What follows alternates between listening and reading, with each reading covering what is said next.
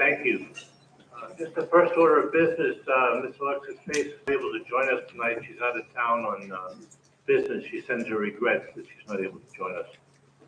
Second point of business, for those of you who are unable to get an agenda, printed agenda that was up front, it is online if you're able to access it on your phone, the agenda.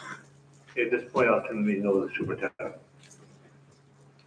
Thank you, Dr. Ryan, and I'd like to turn it over to Mr. DeVito, who will be presenting on the budget, the first part of our budget, our elementary program, in light of the news about our state aid. Thank you, Dr. Gallagher.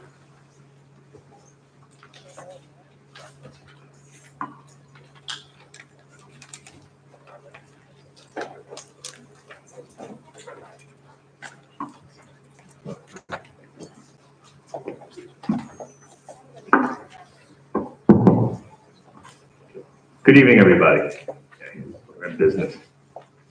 So this evening we're going to present the elementary program. And I know this is a bit of a different presentation this year, and I just want to preface the presentation by saying a few words about what to expect this evening. You're going to see me discuss what I'm calling three different options. Option one, which you're going to see shortly, is the budget that we prepared knowing that our rollover budget that we presented back in the end of January was going to create a $3.8 million gap. So basically we knew some of our fixed costs, such as health insurance premiums, liability, property, casualty insurance, pension contributions, and some other utilities, rising costs, some other fixed costs we're going to create. Just the current year's program at next year's prices was going to be a $3.8 million gap. And we prepared a budget, and I'm going to talk to you about what that option one is. Then a couple of weeks ago, we found out when the governor announced her executive proposal for the budget for next year, that Long Beach was going to have a 4.3 reduction in foundation aid, which was like staggering to us. Like, there must be something wrong. How could this be? When we did a little bit of research, we found out that no, the actual $4.3 million reduction in foundation aid was actually half of what it would be if we were funded based on our formula. So for the past 15, 20, 25 years, as far back as we can do research, the district has been overfunded in its foundation aid. Why? Well, it could be a variety of factors. There was this, first of all, there was this hold harmless provision that the governor in the budget through the executive proposal said was going to change. There would no longer be this hold harmless, which means that you can't get less than what you received in the prior year. So for the past 10 years, we've been receiving 3% increases, which is the minimum increase, or a zero, no increase at all. But we've never been reduced up until the governor's proposal this year, which said 50% of that gap between what the foundation aid formula says we're supposed to receive and what we've been receiving was at risk of being reduced 50%. So that's the 4.3. The other 50%, we don't know. That may come in a year, maybe 2 years from now. So we're talking about a $9 million gap in what the district is at risk of not getting any longer. So it's real. We've advocated, we've had press conferences, we've met with elected officials to say, hey, this is unfair. How can you spring this upon us like this? Maybe the foundation aid formula is correct. Maybe the hold harmless provision is something that maybe the government decides doesn't want to have anymore. But to do this right at the last minute when we're presenting a budget and we're trying to get things together, we said is unfair. And we've written letters, and I know a lot of you out here has written letters.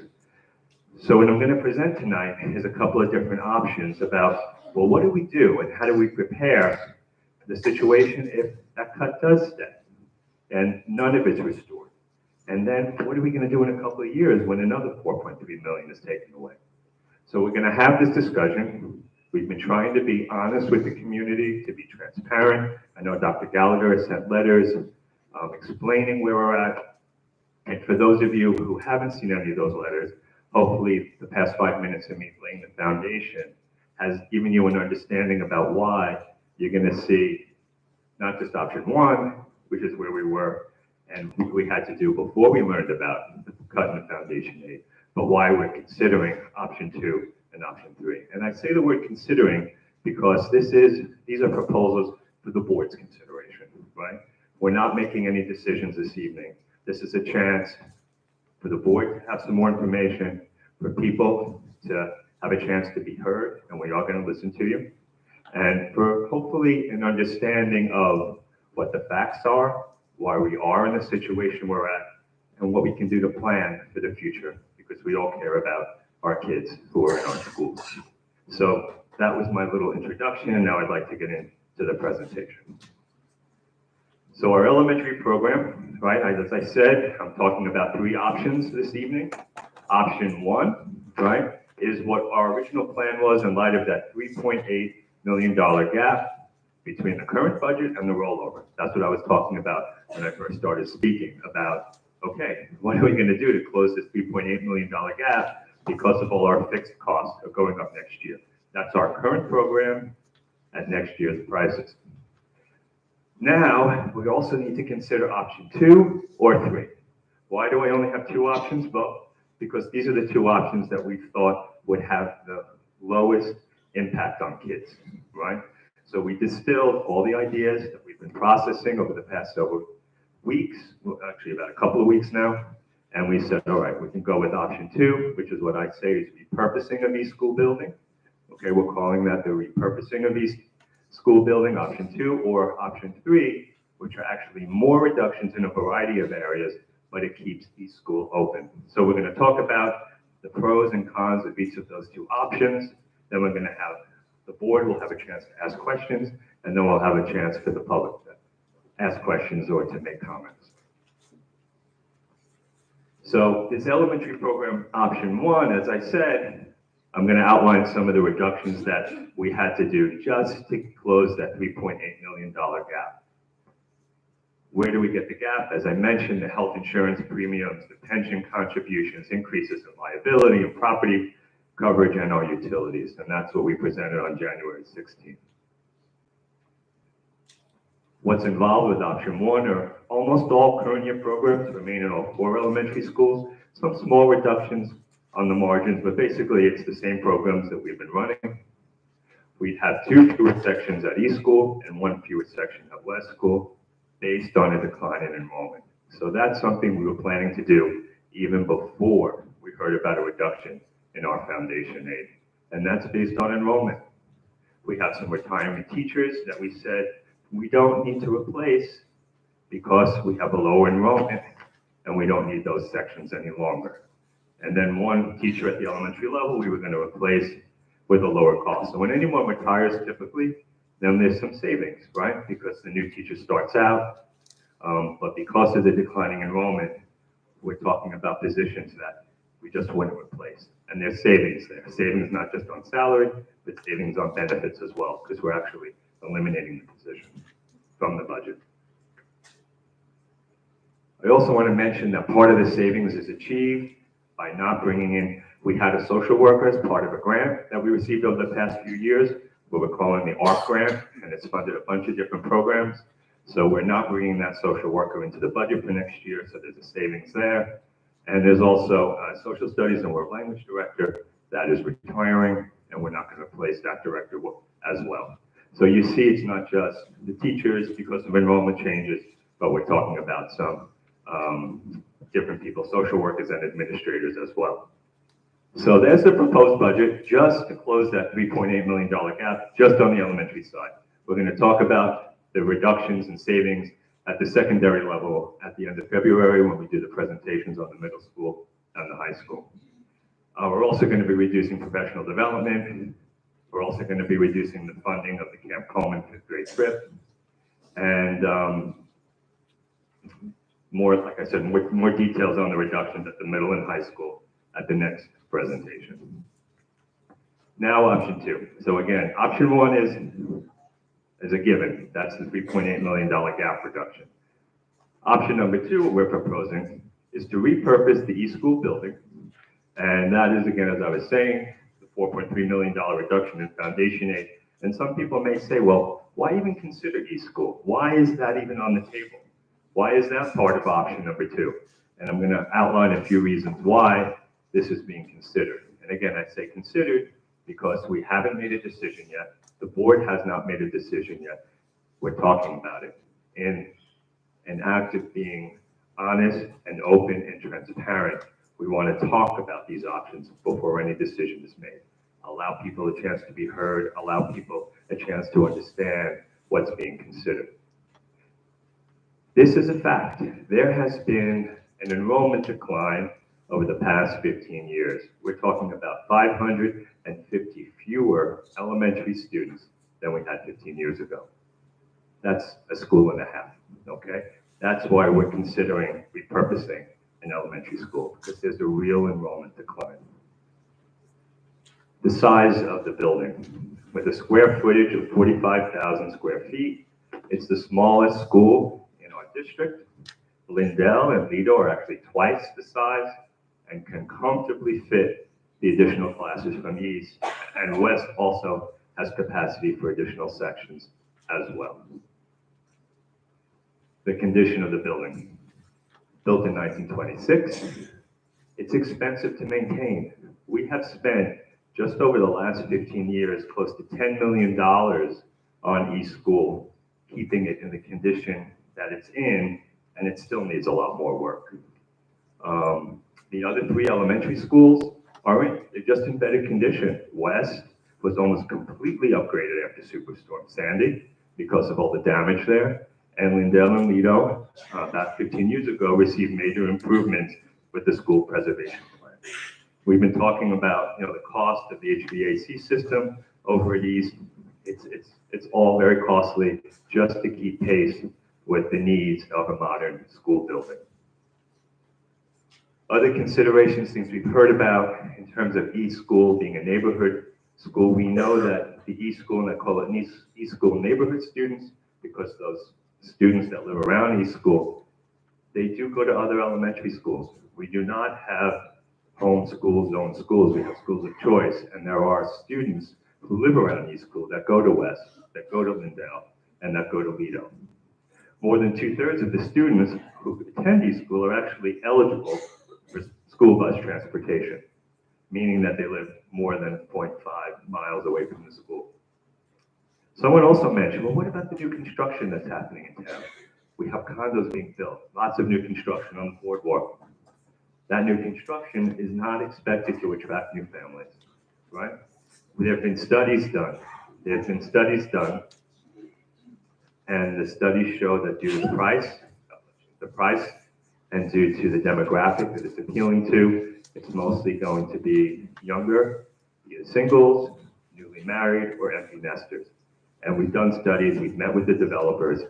Maybe a handful of students, but not a significant number, are expected to come with this new construction. So what happens if we go with option number 2? Current East School students shift to West, and Lindell, and Lido, and I have a diagram on the next slide that outlines what that's going to look like. Current East School administrators will be split between Lindell and Lido, and unfortunately, and I mean this wholeheartedly, in order to achieve some savings, we would be eliminating 2 current elementary assistant principals.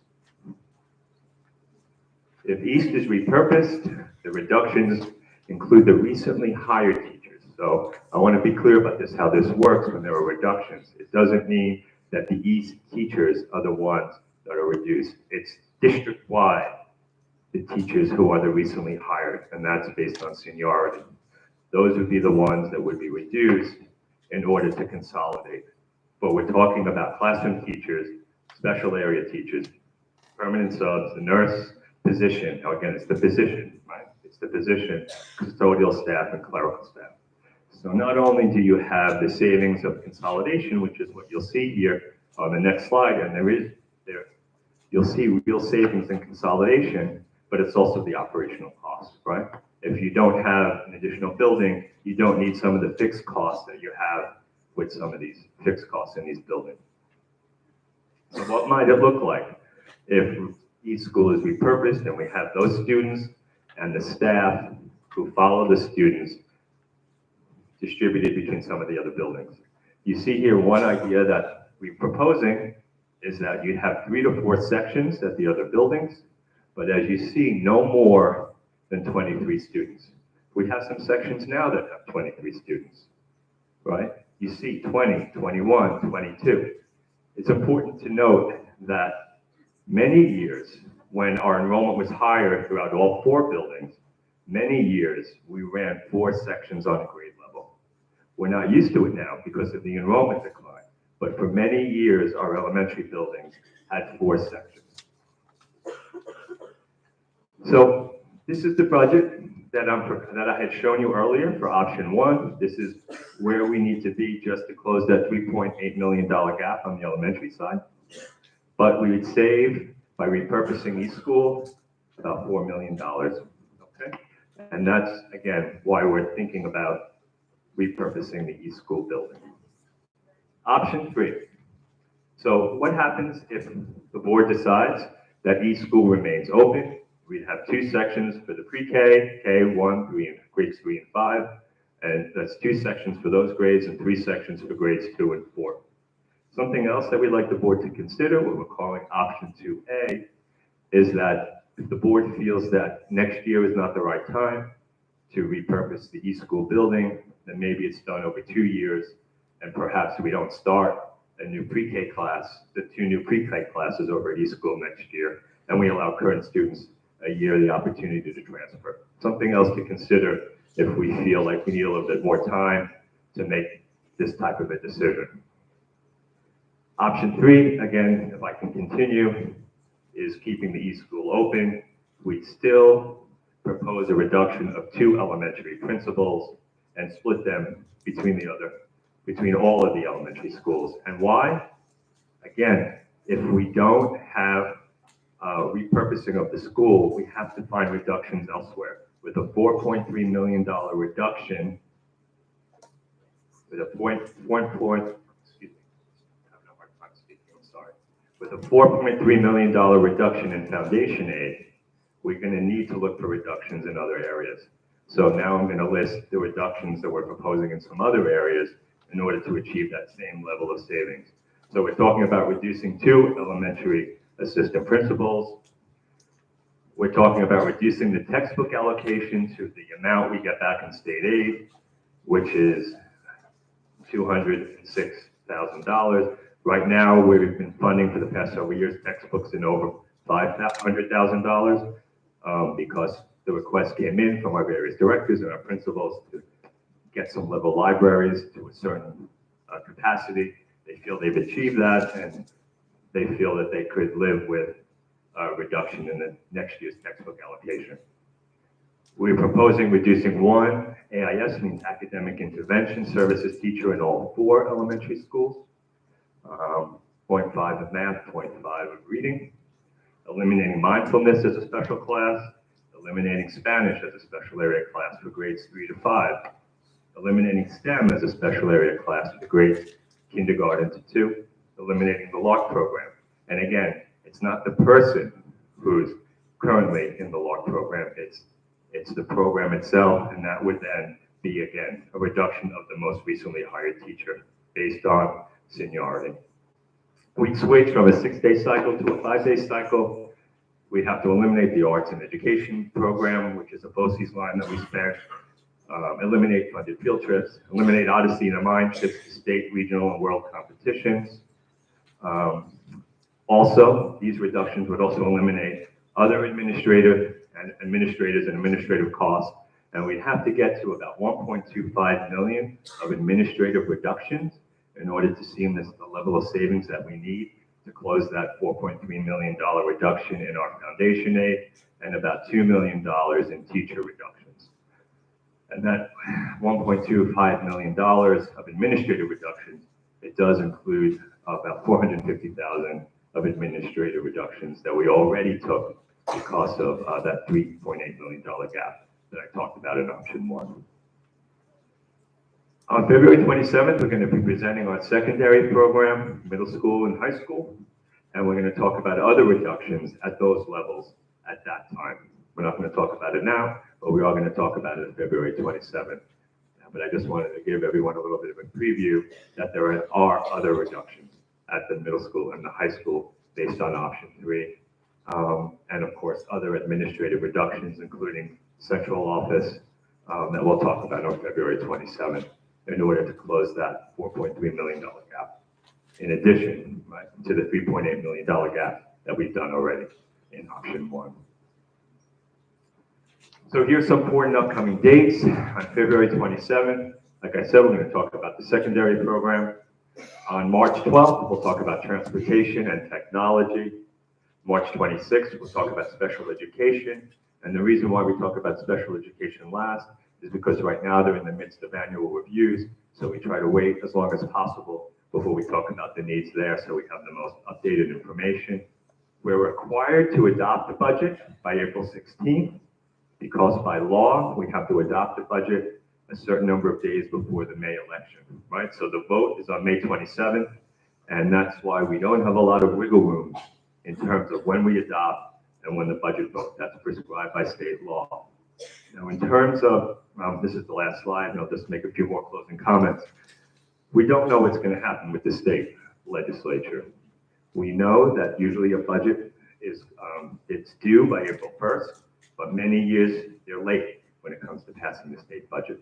We know that our legislators are going to be meeting over the next 6 weeks or so, and they're going to present their version of next year's budget in mid-March, and there is going to be a negotiation period between the governor's office and between the legislators. We don't know where it's going to end up, but we're meeting here and we're listening to everybody because we have to be prepared, right? If we don't have a plan, if we don't have the options to consider, then we're really behind the 8 ball. So I know some of these are harsh, and I know no one's happy about this. No one's happy about having any reductions to our program. And we're responding to the cuts in the foundation aid. And we're just trying to come up with a plan as best as possible. The one thing that is somewhat haunting, and I mentioned this at the beginning, is that the $4.3 million that we've been talking about is, again, 50%. It's half of the amount the state says that they want to take back, well, not fund any longer. It's half of the amount. And it's because, going back to that point, is in the governor's proposal, she wants to eliminate the hold harmless provision. And with the elimination of the hold harmless provision, then the amount of foundation aid that we're supposed to get is about $9 to $10 million lower than what we've been receiving over the past 10, 20, 25 years, based on the research we've been doing. So I'm sorry to have to bear the grim news, but better to be honest about what's happening and to share and talk as a community together so that we can figure out what the best course of action is. I thank you for your attention, and I'm going to ask now for board member questions, and then we'll open it up to the public. Thank you for your attention.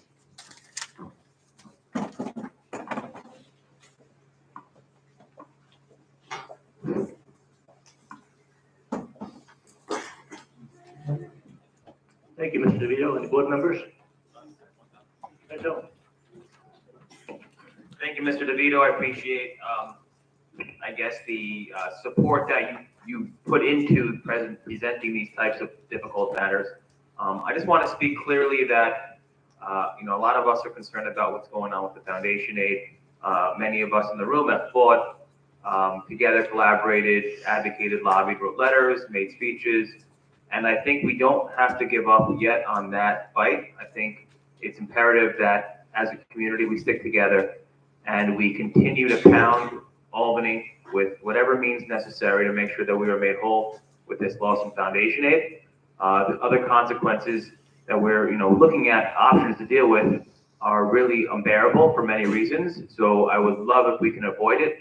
So I just ask everyone if we can continue to keep fighting to help make sure that we get our funding back from Albany. Thank you.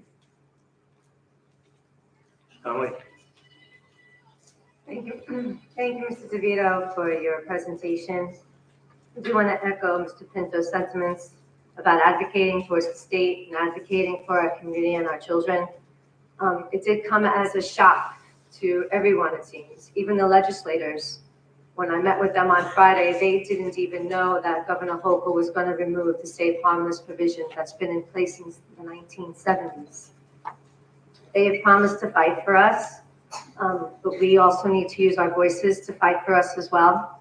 So remember that we're a partnership, and we are all facing and we all feel the same way about these cuts. This is not something that we like to look at or talk about. We love our schools, we love our teachers, we love our community, we love our programs, and especially we have watched our children foster through these programs. So this has been very difficult.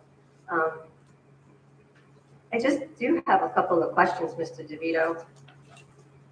With the elementary program option, how much did you say it costs to run your school a year?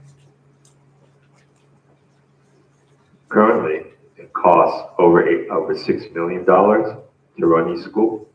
The savings that I'm talking about is about $4 million, because we are still going to have teachers that are going to travel with the students. And so, it's not a full savings. And the reason why I say about $6 million is that there are about $6 million worth of costs that are associated, if you look in the line-by-line budget, that are attached to location code 13. But then there are other centralized costs like the utilities, security, that are not found in that location code 13, that are additional costs. So it's over $6 million to actually run eSchool as it is, but by repurposing the building and shifting those students and their teachers to some of the other buildings, we can achieve about $4 million of savings. Also, when you discussed that we're not our lower enrollment, are we sure that there isn't any other way where we can, with the condos being built and maybe new families moving in, or maybe talking to neighboring districts, is there any way that we could help add to our enrollment? Well, I would love for there to be more families moving into the community. Like, something that I talk about all the time when I do my budget presentation is the fact that our tax rate is one of the lowest in Nassau County. And a lot of people don't realize that. So if you buy let's say a $500,000 home in Long Beach, the property taxes that you pay are half of that same $500,000 home in Levittown. And I've always used that as an example because it's a crystal clear example of how same value home in terms of the cost to buy the home versus the taxes associated with that home are half. So I would love if there were affordable homes in the community that families would move into, because they're going to be paying a very low level of property tax compared to other school districts in Nassau County. But from the meetings that I've had with developers over the past several years regarding the new development and the price of these new developing homes, it doesn't seem, based on the studies, that it's going to attract more than a handful of families with school-age children. And I wish there were things that we could do to attract more families into Long Beach, but that's just the reality of the new construction. All right, thank you, Mr. DeVito. Thank you, Dr.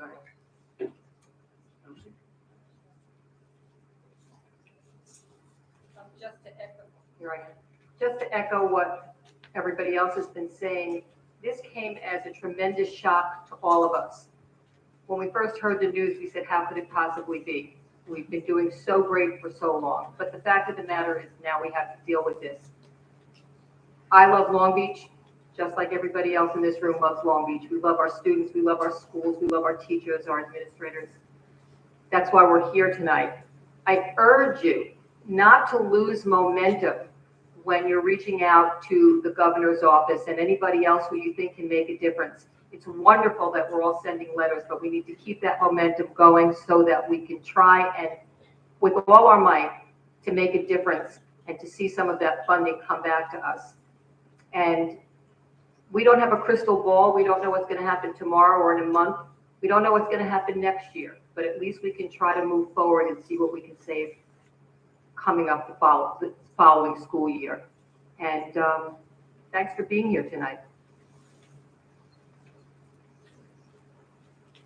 Thank you, Ms. Delsey. Thank you, Mr. DeVito, for the presentation. So I ask you just to take a minute or two just to sort of discuss or describe just what foundation aid means, because you referenced it in your presentation, but I'm not so sure people understand what foundation short means, and you began by talking about the state making cuts, $4.3 million cut, foundation aid. What basically is that? Sure, I'm happy to. So foundation aid is an element of our overall state aid that is the main way that the state gives aid or funding to school districts. It's formula-based, and the two main factors in this formula are the wealth of the community, and believe it or not, I know we have a very diverse community, but in terms of our overall property wealth and the overall income as a whole of our community, we're twice the state average. So we're considered a wealthy district in terms of the formula based on the property values in our district and the income. And that's the way the state looks at one factor. And it's statewide in terms of wealth is one factor and enrollment. And it's like a modified enrollment, and I'll explain that in a minute. It's basically the enrollment of our students, and then we get a little extra money for having whatever the threshold is for some English language learners. We get a little bit more money there, and there's a couple of other factors that have it modified in terms of what the actual enrollment is. So it's basically a formula that's used statewide, with wealth being one factor and enrollment or modified enrollment being another. And what's happened, what's interesting is that, like I said, if you look back at the reports and the money that our district was supposed to receive, and I looked at one report that goes back over 15 years, there's always been a gap of about $9 to $10 million based on what we did receive, which is $9 to $10 million more than what the formula says we're supposed to receive. And why did that continue year after year? Because there was this hold harmless provision saying, we're not going to take anything away. And if we give you an increase, you'll get the minimum increase of 3%. And that's what we've had over these years. And with this governor's proposal, she said, I'm changing that. I'm not going to have a hold harmless provision anymore. Districts are going to go to what the formula says they should be receiving. And we're going to phase it in so that the first phase in is a 50% reduction, and then there's likely to be more in the years ahead. There was a little lack of clarity in terms of the years ahead, but there is an indication that this 50% is just the start. And hopefully, Dr. Ryan, if that clears it up, it's the basic component, the way the state funds school districts. Thank you. I've been sitting up here for 16 years, and usually a budget presentation is presented before 5 or 6 people, usually all of our school employees. So we want to thank you for coming out. I also want to thank the staff of these schools, because I know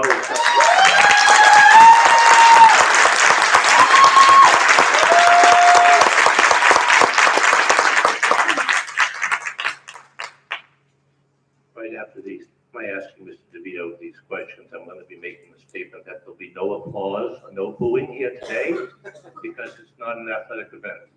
The school boards usually respect the opinions of everybody, and with all due respect, we don't need any applause or any booing.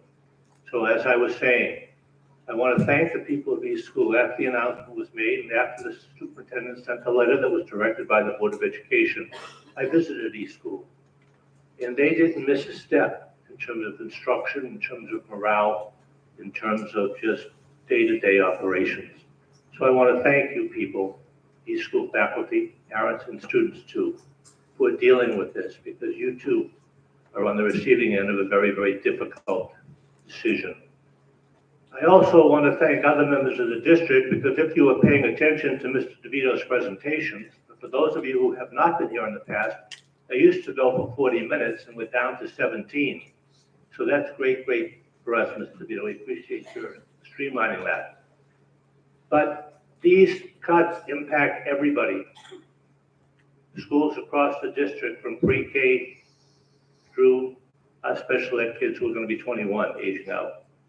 So it's just not East School we have to consider here, or I'm going to speak for myself, but it's the district, because these cuts are cutting throughout the entire course of the district. If in fact we're to make up $10 million, we have to do it somehow, and that's on us. Mr. DeVito, I just wanted to ask you a question. What happens if we go through all these administrations and the governor restores the aid? And once again, you said they probably meet about April 1st. And we're operating, I'll let you know, we're hoping, we need to bring a budget in by April 15th. That's a deadline that's marked, not by us, but by the state in terms of a procedure and a protocol that's established. So getting back to my original question, we go through, we make a recommendation, governor restores aid, what happens? Well, Dr. Ryan, it depends upon when that happens. So if the governor or the state, right, because it's going to be the joint, if the joint budget is passed before adoption, the board has an opportunity to decide based on the new information what kind of a budget they want to put forward. If the state budget is enacted after adoption, and again, we don't have a lot of flexibility about when we adopt because the state law requires us to adopt, I think it's 45 days prior to the election, then we have to go with the budget that we were presented, being prepared for the worst, so that we're prepared. But then if the state later on, after that point, decides to restore some of the aid, then we can reduce the tax levy, because the tax levy itself does not need to be set until after the election. So there's time for the board to decide what that levy should be. I think they said it that way because they contemplated that districts may not know what the state aid, in terms of a state budget may be, and so we don't have to set that levy until the summer. So what would happen is that we'd have to go with the spending plan, but we would be able to reduce the amount that the district is asking from the community in terms of the tax levy to whatever degree the board decides based on the restoration of state aid. So that's what would happen. Thank you. There's so many moving parts here, but one thing that struck me is that I should know the date, but I don't, but I know it's coming up in terms of visitation of schools. Dr. Gallo, when is that? We had to postpone it, Dr. Ryan, because we obviously need to know which schools parents are able to visit. Okay, so we have to make the decision before that takes place. And when does it usually take place annually? When parents Usually visit in March. In March, okay. All right, and just in closing, I just also wanted to thank, just not the teachers at East and the staff at East and kids and parents, but as I said, the cuts have gone through district. Teachers lowest on the totem pole have been marked possibly for elimination or reduction, but they haven't skipped a beat either. So on behalf of the board, I want to thank you. You people know who you are in terms of seniority, who may be cut because of what we have to do in terms of making up the $9-10 million. But I thank you for your loyalty to the district, and I thank you for your work ethic, and I thank you for supporting the children who are in front of you every day. Any other questions for that? No? Okay, thank you very much, Mr. DeVito. Moving through the agenda. Thank you, Dr. Ryan. Student authorizations announcement? Questions and comments from the public on tonight's agenda only? Okay, I just wanted before you, Ms. Locascio, I just wanted because many of you might be here for the first time, I just wanted to establish a protocol. If in fact you want to approach the mic, that's certainly your right to do. You have 3 minutes to speak. If you would please give your name and address so the district clerk can get that, we'd be grateful. As previously mentioned, we'd appreciate if there is no cross-talking, no talking from the seats. The person at the mic has the floor. And if you want to speak, you're more than welcome to speak. And lastly, once again, please refrain from booing and applause. We just feel that it makes for a raucous atmosphere and it just makes it difficult to continue the meeting. So, Mr. Cascio, please. Hi, I'm Heather Locascio, 636. Hello? Yeah. Hi. Okay. Heather Locascio, 636 East Park. Just want to start by saying that I am a school mom. I have a freshman in college and a junior in the high school. I also live in the neighborhood, so let's just start by saying nobody wants to close East School. But what we need to do here tonight, while I know everybody here is supporting that, we need to call our governor, our state, our legislators, call your state PTA, and don't just send one letter. Don't just send one phone call. Be annoying. You have to annoy these people. Every day, send a letter, send a phone call. That's what I think we need to do. I have a question though. If we repurpose East School, what does repurpose mean? That's my one question. my other second question I had was, and maybe you said it, and I apologize if I missed it in the presentation. I see all the cuts sporadically. Is central administration, will they have cuts as well? Because I could have missed it, I apologize. And then I'm just confused as far as these buildings. I know that anytime they build any of these giant buildings, they have to do these studies. I don't understand how these studies are conducted because you can't know who's gonna live there. And even if you have young, rich family couples, just got married, great, you have $800,000 to buy a studio. Eventually, they're gonna have babies. And what is the solution, the suggestion, the idea, whatever, if this happens? Because enrollment goes up, enrollment goes down, enrollment goes up, enrollment goes down. It's inevitable. That's the way the world works. But economy goes up, economy goes down, enrollment goes up. So we have to have a game plan for 5, 10, 15 years. What are we doing? So, Okay, thank you. if I may, Dr. Gallagher, Dr. Wright, may I answer the question? Okay, going in reverse order, I'll take the last one first. So in terms of the building, they do studies. They take a look at buildings that they've done in other parts of the country, other parts of the state, other parts of Long Island, and they take a look at what are the dynamics when you build this type of housing in a community who normally moves in. And this is what they found, is that a handful of these families will have school-age children. So what happens if a young couple, let's say, moves in?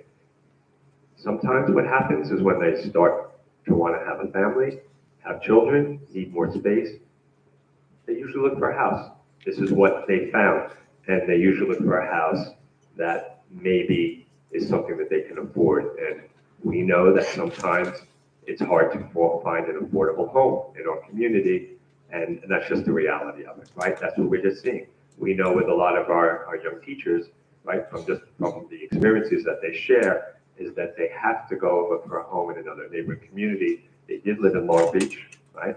And now they're ready to build a family and they want a home, and they just need to look for a lower cost alternative. We see it happening, we hear the stories, and there are actual studies that these developers do where they predict how much, and we're talking a handful, maybe 10 was what they've been saying, if that, for some of these new developments. What we're also seeing is a lot of empty nesters moving to Long Beach. They're selling their homes in various places on Long Island, not just here in Long Beach, but elsewhere. And they say, wouldn't it be great to have a 1 or 2 bedroom condo or apartment on the boardwalk or near the boardwalk? And again, they're empty nesters. In terms of enrollment, there may be some slight fluctuations, but what we did, now, this is my 16th school year working with the district. I was here when we did the first bond issue, the school preservation plan, and there were studies, and the studies did predict there'd be an enrollment decline. And overall, there was a decline. Every year, there may be a little blip up, a blip down, but it's just a fact that we're losing school-age population around the state, throughout Long Island, and even here in Long Beach. The fact that we have 550 fewer elementary students that we had 15 years ago is real. That's not just a cycle. That's a real enrollment decline. And we know why, right? Taxes are lower elsewhere in the country. People are moving south, they're moving west. We see it happening. So it's not just this may happen. It did happen. It did happen. The demographic studies we did 15 years ago proved to be accurate. We are losing enrollment. In terms of central administrative cuts, there will be central administrative cuts. This was a presentation about elementary, and we decided to keep it to elementary, but at the next presentation, we'll talk about some of the other cuts, whether at the secondary level or at central administration. But I don't want anybody to feel that this is just an elementary burden, so to speak, that this $4.3 million reduction in foundation aid is only going to be borne by the elementary population. That's not the case. It's going to be spread out throughout the district, administrative, teaching, operations, everywhere, central administration. So we're just focusing on elementary tonight. And in terms of repurposing the building, what does that mean? What it means is that if the board decides to go with that option, it means that the students and the teachers will be reallocated to the other 3 buildings. but it doesn't mean we're gonna actually sell the building by July 1 or create something where,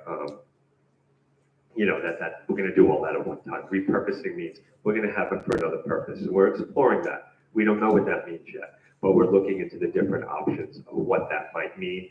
And, the board will have time to consider that. So just trying to reduce our operating costs by $4 million is one thing.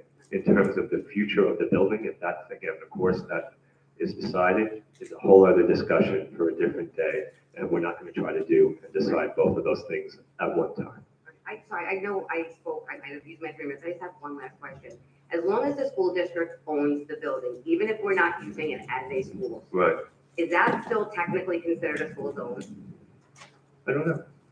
We'll have to get back to you on Because that. there's lots of things that go Yeah. with being in a school zone Right. as far as, Yeah. sexual That's a predators, good drugs question. being sold in the Yeah. neighborhood. We There's can rules and follow up on laws, that. so Yeah. you just let me know, I'd Absolutely. appreciate that. Mr. Thank you for Vigliano, your do you time. know the answer to that off the top of your head? Okay, we'll get that. Thank you.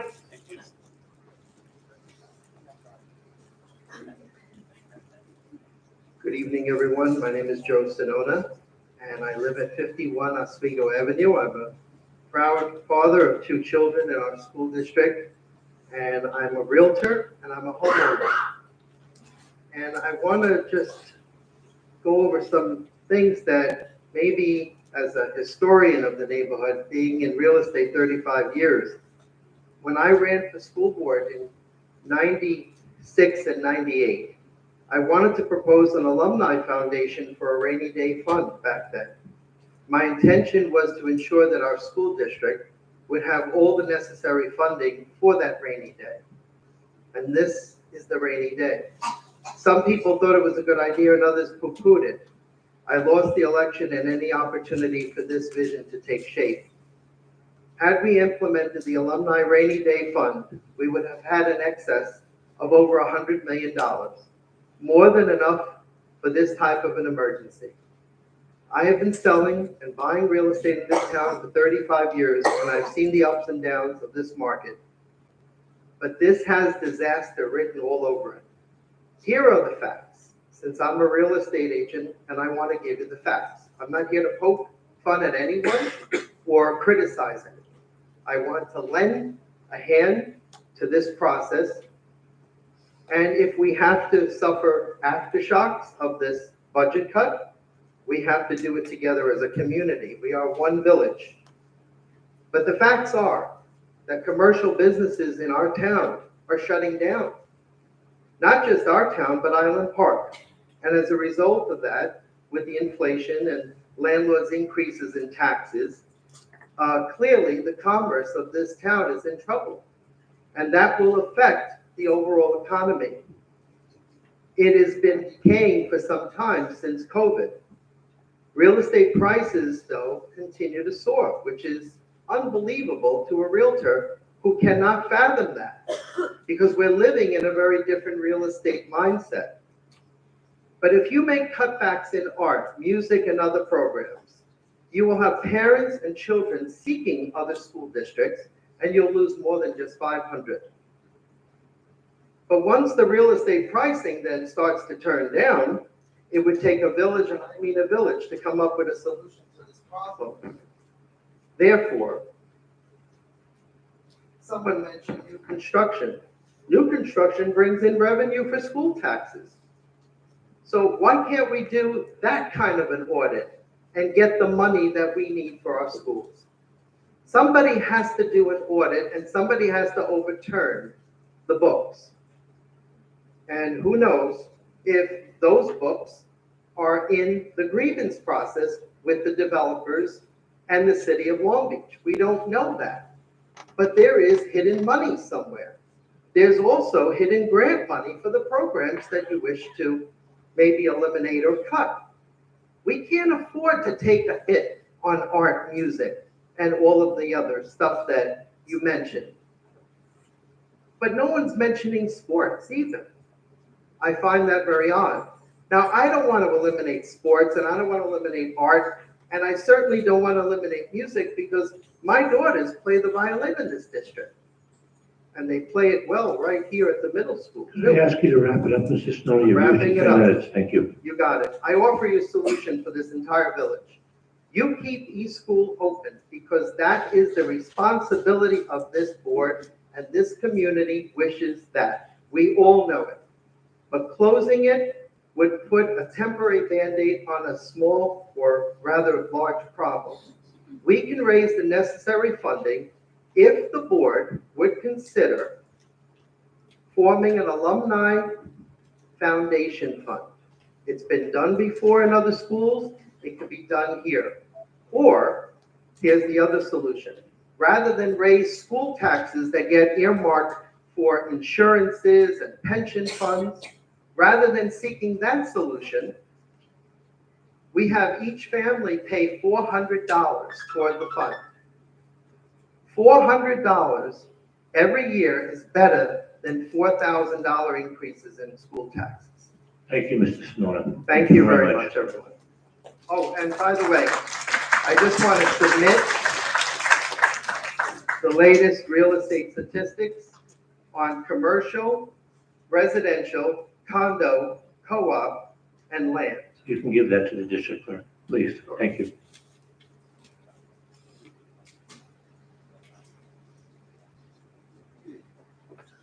Hi, my name is Danielle Ferraro, 460 East Hudson Street. I'm a East School mom. I live right down the block. I bought my house from my mom, and I went to the school district here. I'm a little confused as to how, I know that we weren't expecting this, but a $4 million cut is so devastating to our school system that I understand that we've discussed that East School, has been potentially closing since Sandy, and several times since. So on that point, we've seen these things coming. You say 15 years that we've had enrollment decreasing. Why is this so shocking to everyone? The $4 million cut should not devastate our budget where we have to close a school or shut down every program that matters except for math. I don't understand. I'd ask you to refrain from clapping, please. Thank you. I have 2 children in these schools that utilize all of these programs. You would be talking about impacting the children who are affected by COVID, who are, it just doesn't, the math isn't mathing. Like, it's not making sense here that you're saying that, oh, well, we've expected this. Oh, we've done studies and the all the grants, the pre-K grant, the COVID money, we knew that wasn't going to happen. This wasn't going to stay. How do we get an explanation of how this was so devastating that we couldn't withstand this type of budget cut? Okay, thank you for your question. I'll try to help clarify it. First, I want to talk about pre-K. So pre-K, we get a special grant for pre-K, and that's not one of the areas that we're looking to reduce because the money that we get from the government to run the pre-K program is something that is used and can only be used to run the pre-K program. So we love our pre-K program. We know our families love our pre-K program. That's not something that's being considered because we have special funding that's earmarked for pre-K. So I just want to make sure that's very clear to everybody that although it's a new program, that's not at risk because of the special funding. So it's interesting in terms of the pre-K funding because you'll see a line item in the state aid run. We call it a run, but it's the different allocations of the different areas of the state aid. And you'll see the pre-K increases, right? It increases by over $1 million because we're getting that money to run our full day pre-K program. What's cut and what's being reduced is the foundation aid. And why is it a shock? Because, as I said, for 10, 15, 20 years, there's been this hold harmless provision, which means that whatever we receive would not be reduced. So you kind of rely on it, right? Because you know that we'll continue to get, whether it's the 16 million or the 18 million or the 19 million dollars of foundation aid without any change in that. So a couple years ago, like when other districts were getting more money in foundation aid because they were underfunded, and I would get questions like, well, why aren't we getting more foundation aid? Why is this district, that's a wealthy district, getting so much more than Long Beach is getting? And I would explain that it's because that district is not fully funded in the foundation aid. We, right, are fully funded, and we're only getting our minimum, our 3%. So I'll get to the other parts of your question. So that explains why it's such a shock, because nobody ever expected this hold harmless provision to be changed. I mean, it's been going on for 20, 25 years, right? We've been benefiting from it for all these years. So the 50%, well, 1 second, I'll get to the other question. So that's 50%. So what's at risk here is really double that, right? So that's what becomes staggering, because it may be 4.3 million this year, but it may be another 2 million the year after that, and another 2 million the year after that.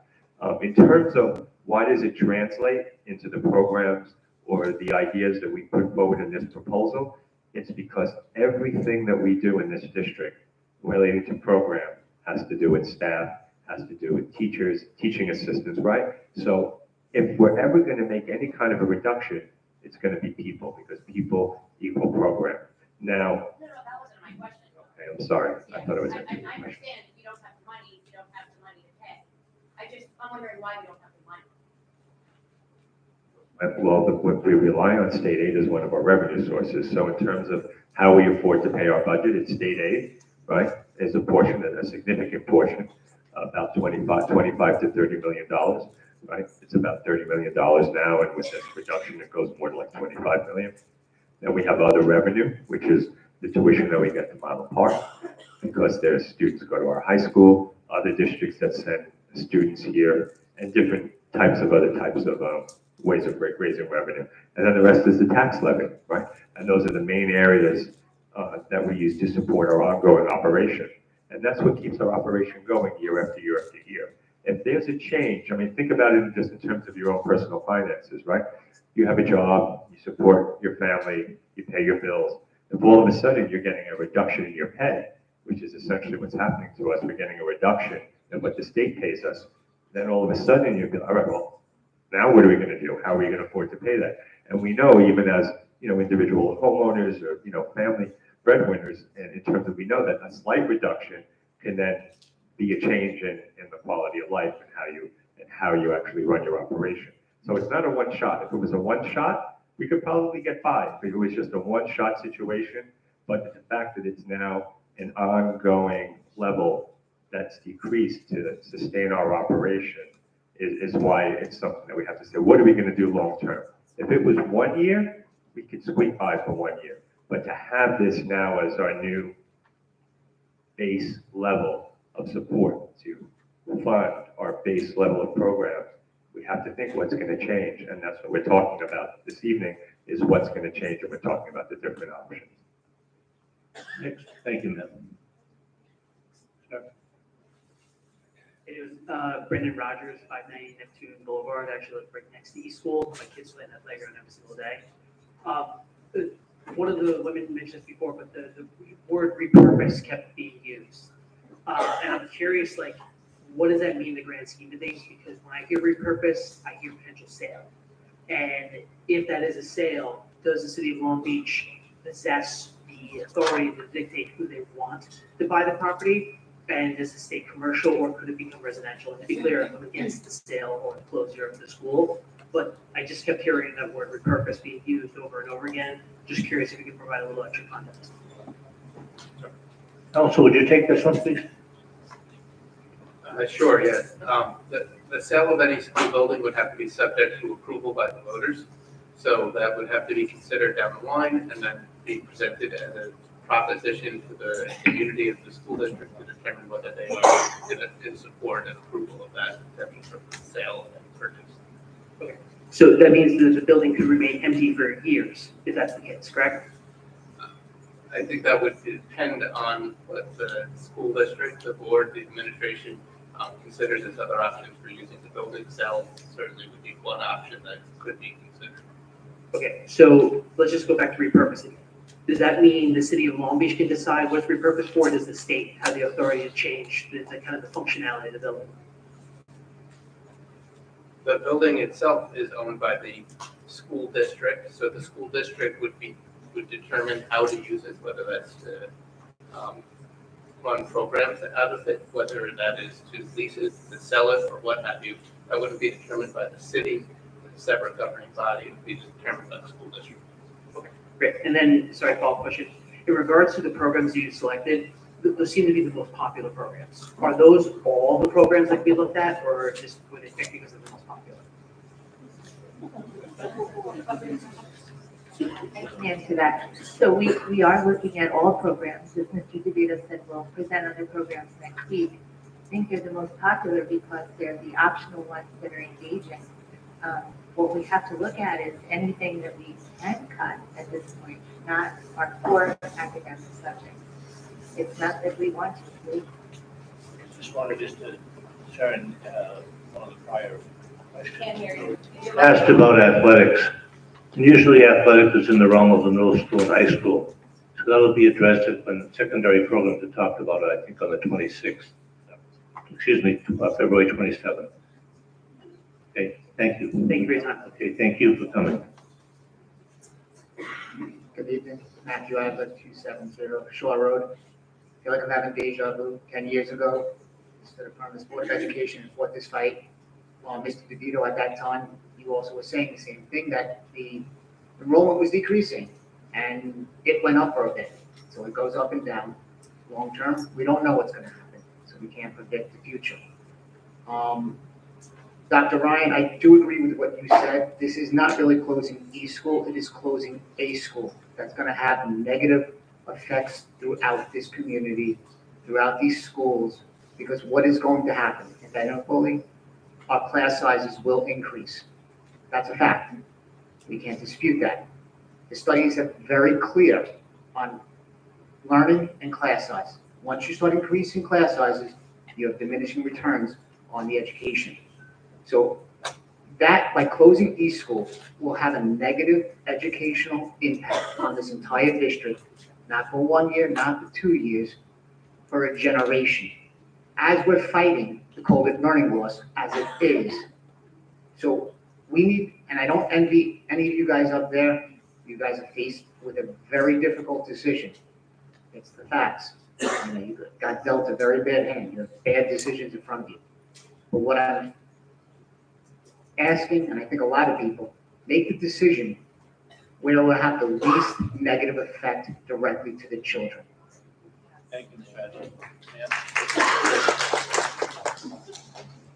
Joanne Kapp, 445 East Olive Street.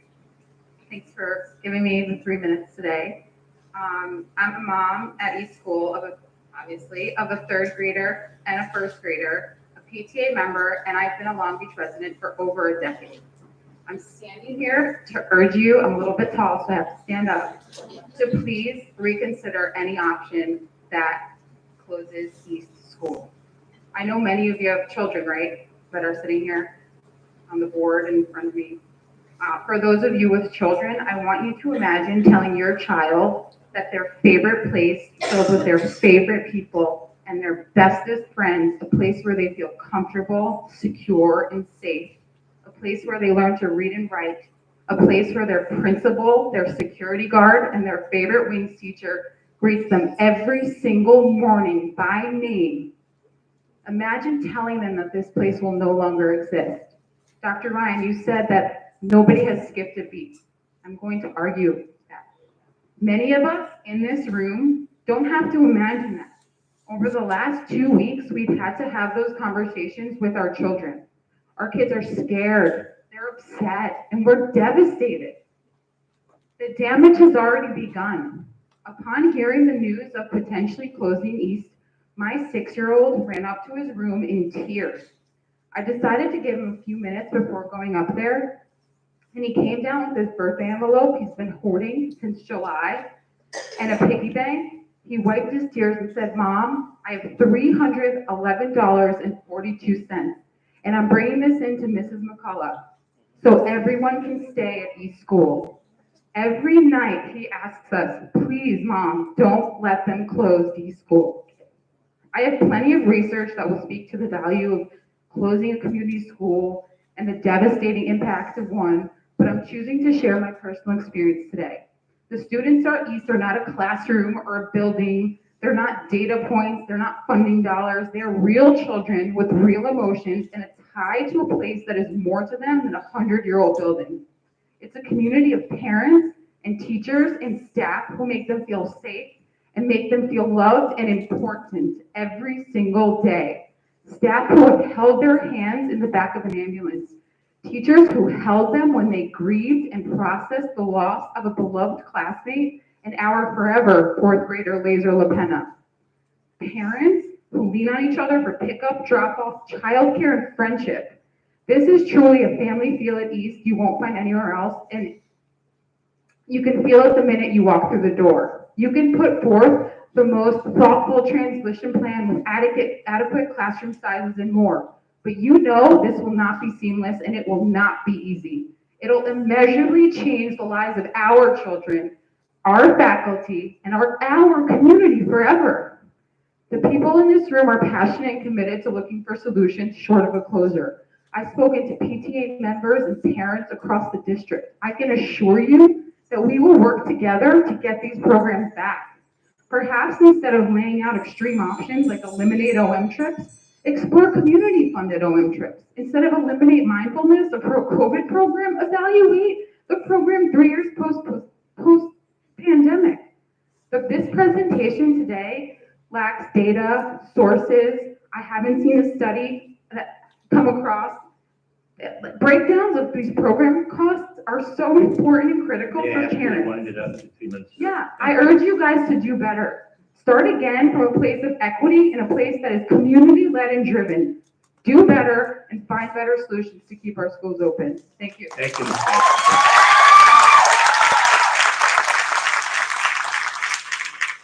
I don't know if an announcement was made, but we're trying not to clap or boo like we thought. We have people who are crying up here. Start trying to say that all the time. Needs to be said. Needs to be Get said. into my 5 minutes or 3 minutes, whatever it 3 is. minutes. Everybody get up. Get up. Say hi to your neighbor. Remember your neighbor. Remember that the neighbor you're gonna work to fight this fight. It's gonna be a tough fight. Get ready for it. Could you give your name and address, sir, please? Thank you. You can sit down. My name is Patrick Gallagher. I live at 430 West Bay Drive. I've been a controversial figure all my life. This isn't anything different. I was in battle a few years ago with my good friend, Annie. And my team lost. But we didn't lose. We all won. Because you learned a lot from each other. One of the board members said that as time's gone by, I didn't expect this to happen. Well, folks, shit happens. And the shit that happened in this situation is that a guy by the name of Ross Haber did a study. The comments of the young lady was to work, by the way, great presentation. The issue was that Ross Haber said to us 25 years ago, this district is going to have problems. This district is going to have a problem because you got an issue surrounding your demographics. We listen to them, we let go. As we sit here tonight, and as we prepare to go forward, we need to start understanding that as the young lady again reforming did so many great things. That we need to go going forward, that we are going to have to come up with solutions. Solutions. All this other conversation you heard, it's a great conversation, but we have to have an idea of a solution. The way we're going to get a solution is we're going to brainstorm. The way we're going to get a solution is we're going to brainstorm, we're going to come up with new ideas. And those new ideas are going to be taken by us, by other school districts. That's what happened. When I got in the school board, Long Beach School District was not ranked as it is today. And this is the issue that we're facing, is facing the fact we're losing that advantage that we worked so hard to gain. College courses in high school. Special programs in the middle school. Elementary school teachers, I was a high school guy, but elementary school teachers, you guys are the best. And all this is in jeopardy because some governor has taken a decision that hurts us. We should get on a bus and go up and send to her house and knock on the door and be ready to fight the fight. If you walk out of here tonight not ready to fight, then you don't understand the issue. Once you start to lose, you lose. I played sports for a lot of years of my life, 77 years. And I tell you, if we don't go and work together, and I'm going to give a specific proposal. I want the Board of Education to come up to the next meeting with a committee. Real people, hard work. And those people should be involved with us, and they should be making presentations at the next meeting. Who are they? They're you. Your 3 minutes are up, Mr. Gallo, if you want to summarize, please. Sure, go ahead. In summary, I would like to propose the people that said write letters and things of that nature, they're good. But that's the solution. Solution is your commitment to public education. I live at 430 West Bay Drive. Anybody want to come by and see me? Come on by. Dr. Ryan's only down the block. I'll get on my cell phone, I'll call him. Well, I'll put it on the phone, just on the phone. But I'll try to get him there, and I'll have him there. I'm sure that Annie will be there, and the other board members will be there. I don't know you as well. Okay, thank you, Mr. Gallo. Thank you, Dr. Ryan. Next, please. Dr. Gallagher, I just want to thank you so much for your dedication to our students. I know it took a lot for you to come down here tonight, and you spoke from your heart, and you come with a lot of experience. It was, I don't know, 15 years ago when Dr. Gallagher was on this board. Mr. Gallagher was on this board, and I was sitting out there with you wearing my red shirts. And he listened to us, the boards listened to us, but we did need to come up with our solutions. It was not an easy time. So I want to thank you for your service, and I want to thank you so much for coming out again. And I just want to say thank you. Next, please. Thank you. Next, please.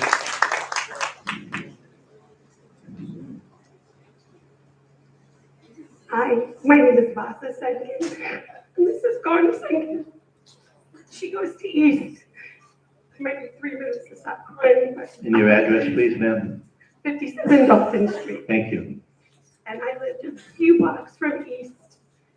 And this is a true story because it was before COVID, when COVID just started, and we had a choice of schools. And I revisited East for the second time with my daughter, and she did a cartwheel in the hallway.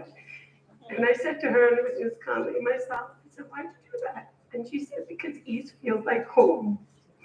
And all respect to all the schools, because they're great, and all the administrators. But I have 2 questions that are simple. There are 44 schools in Long Island that are being affected by this. What are the other schools doing? Are they shutting down their communities? Are they shutting down a school? What are they doing? Do we have an answer? Did we find out? Did we get answers from the other districts? And some of them are very big districts that have multiple schools. Are they closing a school? They're grappling with the same things we are. But have you met with them to find out what their solutions are? Are they closing any buildings? Some of them have multiple elementary schools. Some are considering it, but what, if they're not considering, what are their options? And how can we learn from them? It's the same, they're in the same position we are. I communicate with the other superintendents regularly. They're in the same position we are, trying to figure out how to do it. And then my other question is, and thank you, is we're a community that's based on family. You know, we renovated recently. We were thinking about leaving the area and going other places. But every time we came here, we said, this is home. And this feels like a home, and I've invested in my home. Her school, East, is home. So we have to make that same commitment for the kids that feel like home. That every day the principal and the teachers know their name one by one as they walk in that door. Because as that security guard, and that line is another question for another time, but every person that walks in, they know them. And that's what I wanted from a child. I could have went anywhere. So we have to do better, and we have to do better on bringing families here. You talk about demographics, and you're talking about all these buildings going up, but what are we doing for the families that live here and the families that we want to bring here? Stores are coming up, stores are closing. We have so much space to bring people, but what are we doing for them, and what are we doing for the families that live here? That's what we have to do. So that the 550 people in enrollment, this is just going to keep going on and on and on. So do we close another school? Is there a plan for that in years to come?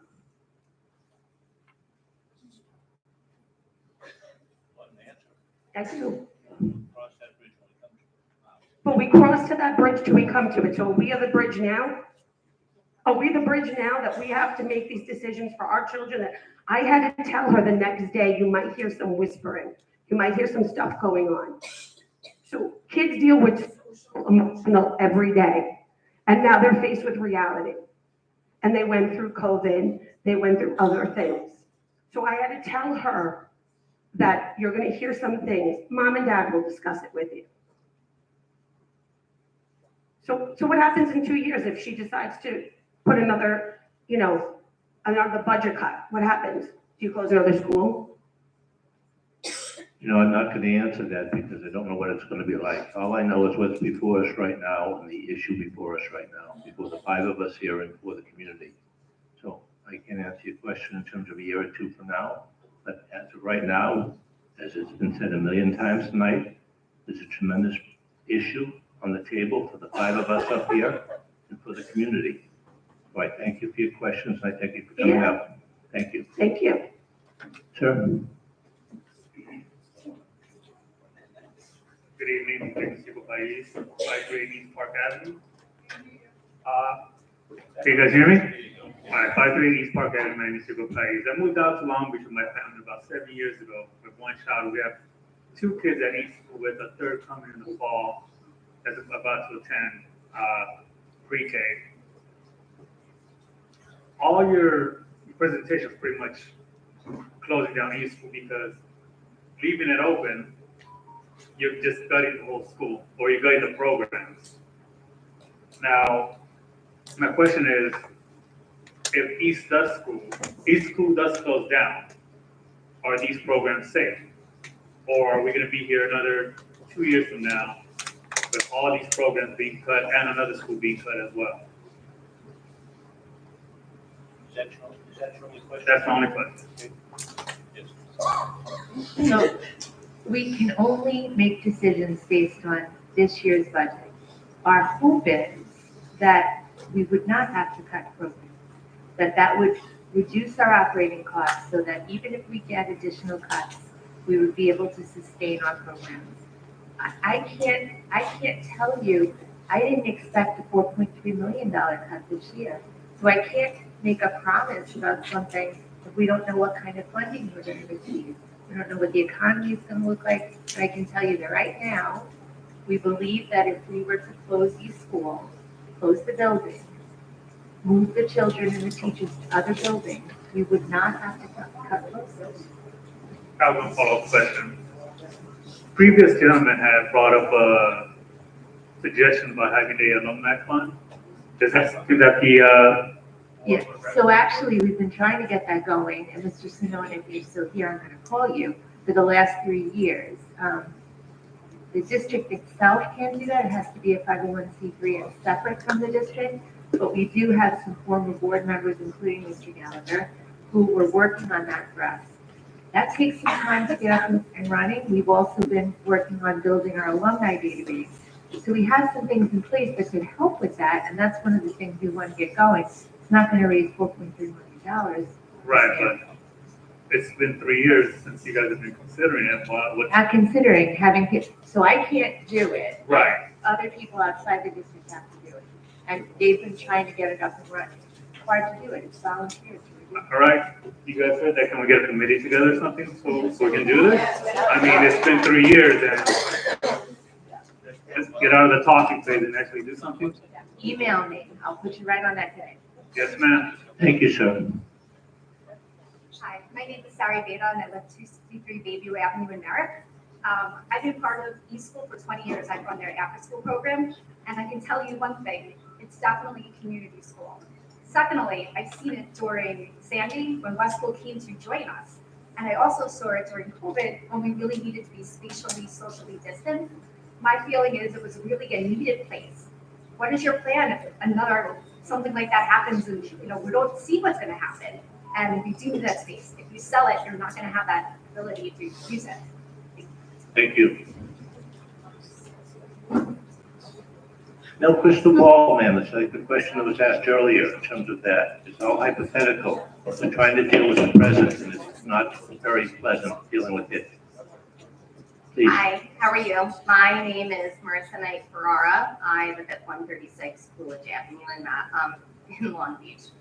So I grew up in Massapequa, and in Massapequa we have state-of-the-art pretty much everything. We have wealthy people who are part of our alumni program. So I actually just got his card, and we're going to start working on that. Also, with Mr. Gallagher raises a good point, which I did ask a member sitting at your table to go to Albany with me. I would still like to push for that if anybody is willing, because the assemblyman and the senator will send us transportation paid for with our tax dollars. Tomorrow is lobby day. However, every Tuesday in Albany, the building is open to the public. My number is 516-300-3119.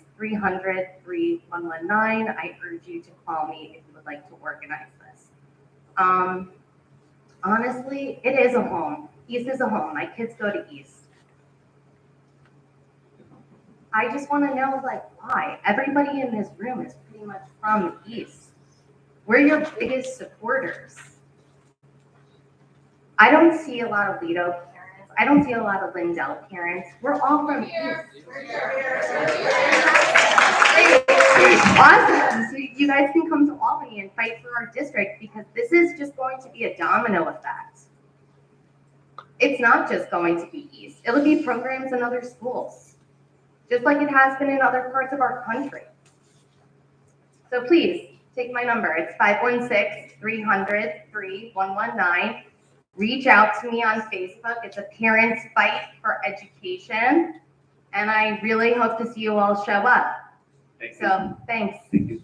I just want to say before the next lady comes to the mic, I just appreciate your sense of decorum here tonight. We all know it's an emotional issue. I have a group of people up here from East that I should have a box of Kleenex for, because it's just been a very, very difficult time for them. So I appreciate the patience that you're showing tonight and the respect you're showing for the process, because to me personally, that means a lot. And I'm grateful for that, and I just wanted to let you know that. And I'm speaking on behalf of the board for that, because it was a difficult meeting. I, for one, was not anticipating this meeting in a good sense. I was although I've been there like an old shoe for a number of years, I knew this was going to be a difficult evening. But your articulation and your presence and the points you've made, it made it very, very special. So thank you. And I'm sorry I didn't take your time. Hi, my name is Veronica Dalton. I live at 141 Madison Avenue. Mostly, I just wanted to share a phone number, which I feel that everyone should dial this number. It's the Governor Hochul. If you don't have that number, my boys did go to Long Beach High School here. They did very well. They also were under special education, so they received plenty of services. I'm sorry, I'm nervous. I hate public speaking, but wanted to let everyone know that Iowa Park is definitely in your corner. I don't have a child in school. but I do know what it's like to struggle, as far as, who's gonna pick up the kid, who's not gonna, shuttling them back and forth to sports or receiving services like speech and, extra help in math, to have those things taken away when you know that your child really needs it. I know that feeling firsthand. So again, Governor Hochul's office number is 518-474-8390. Press 2 for the operator and leave your number. And the reason why I'm sharing the number is because I'm also a part of another group of Protect Our Coast, and I will tell you that when you think these messages are, you're just making a phone call and nobody's answering, they're actually getting through. It is an uphill battle. $4 million is, for her to take that away from this community and from the rest of Long Island is unbelievable, and only to reallocate it to other services, which is a whole other discussion in itself. But these children need that money, and these parents, children need the services. Now, I do have a question, and I hope it's not, too, like I'm touching a raw nerve, but instead of taking from the children, I always wondered, why do we have 2 superintendents? Island Park, and I understand, I was reading something here, 333 children from Island Park come to Long Beach, and for that, $7 million is paid. Listen, my children enjoyed their time here, but if we're gonna cut back, maybe more towards the administrative, or maybe now's the time that we drop down to 1 superintendent, or, instead of the children having to pay for these cuts. I just wanted to clarify, there's only 1 superintendent for Long Beach Public School District, and there's 1 superintendent for the Island Park School District. There are 2 separate school districts. But we take your secondary students. Right. But there's 1 superintendent and only 1 here, and only 1 in Island Park. So the $4 million is just to. Just for Long Beach. No, Island Park was cut as well. Right. Yes. But that's not together. Right, not together, the separate school districts. Okay, I'll have to reread that because it's not coming across that way when you read it. Okay, But thank you anyway. I thank you. I think your time is up, and thank you for coming out tonight. Thank you. Sir? Good evening. I won't take anyone too much time. My name is Carlson Donahue. I am on 136 East Pine Street. I have no kids in school. Surprisingly not, although I have a close eye. This is devastating, but this is the classic definition of kicking down the ladder. Okay, if you want to look in psyche, this is where it is. Okay, I do understand that there are important decisions to be made, but what I'm hearing from this board, it sounds an awful lot like it's already been done. Okay, all right, which is fine. Okay, because the school was not running well, and the most logical decision is to put it down, right? But I'm getting this feeling that it's not going to stop there, right? It's going to continue like an infection until something happens. Now my question is to you, right? What is the board? What's the board's worst case scenario? Because you already have one, don't you? What's the worst that you're going to bring to us?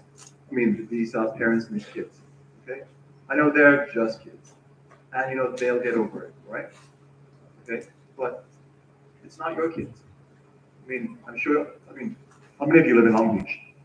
You all live in Long Beach. You have to live in Long Beach if you're a trustee. Where do you live? You live in Freeport. Okay, so I live here. Okay, and it's important that you are giving these kids the foundation that they need to succeed. Okay, and, I mean, you already know that. Okay, well, I'm just saying, whatever decisions you guys are making, just keep that in mind, all right? That's it. Thank you very much for your time. Thank you, sir, thank you. Before the next gentleman speaks, could I just get a raise of hands, anybody else who plans to speak tonight, so we have a sense? Okay, just one, okay, thank you. Okay, two, okay, please, sir, thank you. My name is Aaron Coyne, 336 East Market Street, and I'm here for my wife, who's a school alumni, and my daughter, who's a kindergartner there, and who cherishes that place more probably than her own home. So I have a couple questions, and then they'll lead to a plea for the crowd here.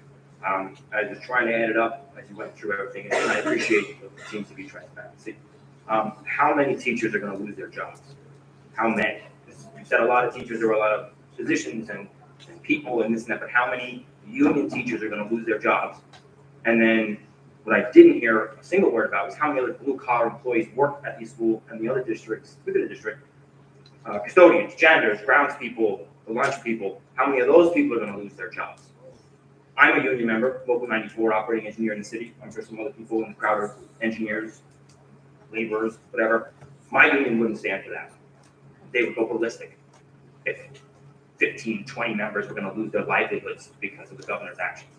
So I implore any teachers before me, any teachers in the crowd, anybody who knows a teacher, to please speak with their reps. Because I truly believe there's only really one group of people that the governor might fear and might make her change her tone, is the teachers union. If the teachers union comes out in full force against this and says that they won't stand for any of their members losing their jobs, then we might stand a chance. I will be going into my union tomorrow. They might not have anything to do with it, but I'm still going to beg them to reach out to any contacts they might have, anybody, to help us. Please, if you're in a union, if you know a teacher, anybody, go to your rep, tell them what's happening. We're stronger in numbers. That's what unions are about. That's why I joined one, and that's why they fight for my rights. So I'm begging teachers, because I truly believe that Hope will change her mind if a powerful union like the teachers union comes out and almost threatens her with her next election, that she continues this path of destruction of our children's school systems, that they won't support her again. And with that, yeah, I yield my time. Thank you, good point, sir, thank you very much.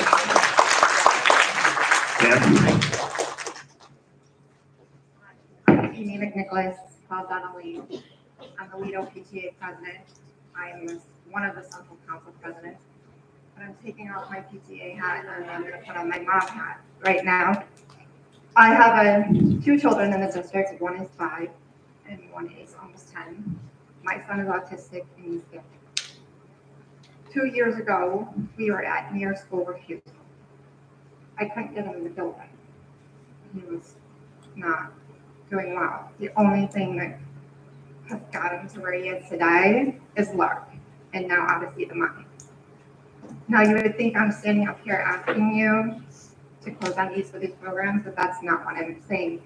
Because looking at the bigger picture, I'm also looking at the programs that are going to happen East. And if East closes, the influx of students and now part-time administrators, that concerns me. I'm also wanting to point out that anybody who's ever worked in an education field has seen the studies about what a positive impact a male authority figure has on students on the elementary level.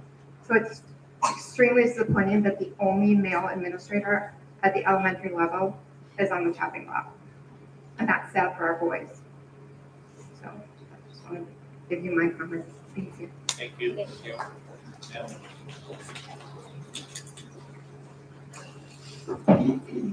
Hi, my name is Kristen McChesney and I live at 61 Vinton Street. First, I want to acknowledge the potential of losing the whole permit clause in our foundation aid. While I appreciate the comment from the board member earlier about advocacy to this point, I agree with Mr. Gallagher's sentiment. That really isn't enough. We elected all of you on the board. You know how to run for things. Organize us. We're all here. What can you do to step up so that we don't have to take that burden on as well? With regards to the comprehensiveness of the 2 positions, essentially, that were presented to reduce our operating expenses, I'm left wondering if every stone has been left unturned. I have many questions remaining, right? We have to eliminate the programs or close a school, but we've only been given this very high level view of the dollars and the cents in this presentation. How were these programs selected? Are they effective? How will the elimination of any one program impact our kids? What programs were not considered and why? What other solutions or programs were considered to reduce the budget? Candidly, I think this is the level of detail that I'd really like to see from our school board being asked to the district. There were 2 people on the board that did not ask any questions, and I'd really like to see you both trust and verify that the information that you're getting is as detailed as possible given the severity of the decision that faces us. We are not in a position to be able to get this level of information like all of you are. Third, the presentation went to great lengths to outline the many reasons the district leadership believes East School closure is justified. And similar to the gentleman that was up here, I am interested right now for the specific number of educators and support staff that would be transferred, the specific number of educators and support staff that would be eliminated with the repurposing of East, and when they would be notified of this decision, should we decide to go this way. Last, I heard you say, Mr. DeVito, that if this was a 1-year thing, we can make it work. And, you know, we do have a small but available amount of money in our district reserve. And, you know, if this is true, I would prefer personally that we take a year and figure this out the right way, as opposed to jamming it through over a 6-week period so we can meet a state deadline. I don't know if you want me to stay up here so that some of my questions get answered on the staffing piece. Yeah. Do we have any information? Yeah, through the questions. Yeah, on the Okay. staffing, please. Yes. Mr. DeVito, just if I'm not right on this, just correct me. If we are to repurpose East School, there would be seven elementary teachers, whoever are most recently hired, who would lose their position. We would reduce. District-wide. Yes. District-wide. That's not for me, right. We would reduce proportionally some of the special teachers and other teaching services there until we actually see where the students are in the other buildings. We can't really say exactly how many of those would be, because if another building picks up more at East, they make more of these students, they would need more staff. In terms of service professionals, we have not, do you have a sense of how many? In terms of the clerical support? Clerical. Yeah, the clerical support.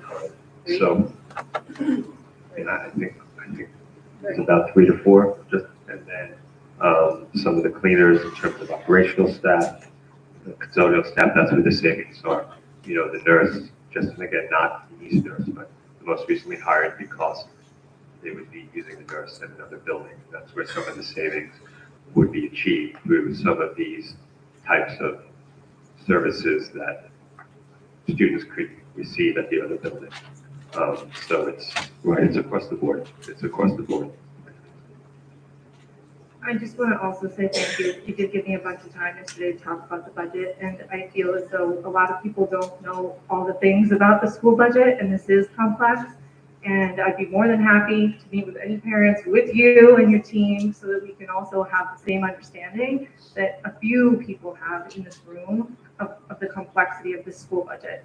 Because we do have to move forward with this together, and I don't think that people are going to feel that they can trust the decision if they don't really know all the things that go into it. Thank you. Hello, my name is Maureen Alvarado. I live at 613 Monroe Boulevard. I think one of the differences with myself and the people who have come before me is that I was born here and raised here, and now my children go here. Mrs. Belsey is my art teacher, Mr. Bloom and Mrs. Bloom are my teachers. Doc Ryan, you've been around, Pat Gallagher, the Alvarado in the back. You have all been around forever. Mr. DeVito, I appreciate all of you. I understand what you, actually, I don't understand what you do. And so you are appreciated. And I understand that you have a difficult decision.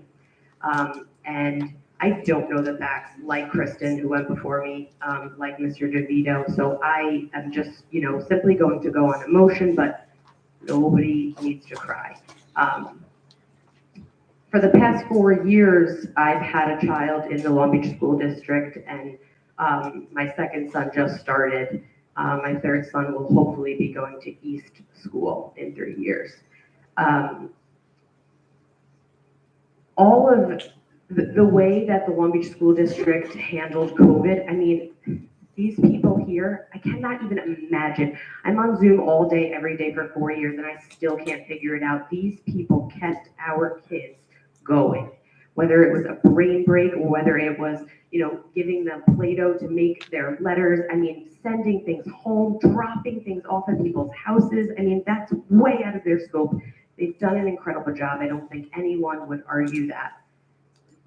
So why are they so quickly on the chopping block? We cannot let this happen. We're not okay with this. And I understand again that you don't have a great decision here, but we have to find the funds. I don't understand how we can go from free LARC, free Odyssey of the Mind, free enrichment, free lunch for the entire district to zero. Where is the money? Yes, there's a cut, but these things have been happening for a long time. As well, we have to have projected that the COVID money would disappear. There was Sandy money still being funneled. Why was that not projected? All of these things I ask you to please look into, okay? We cannot go from 1,000 to zero overnight.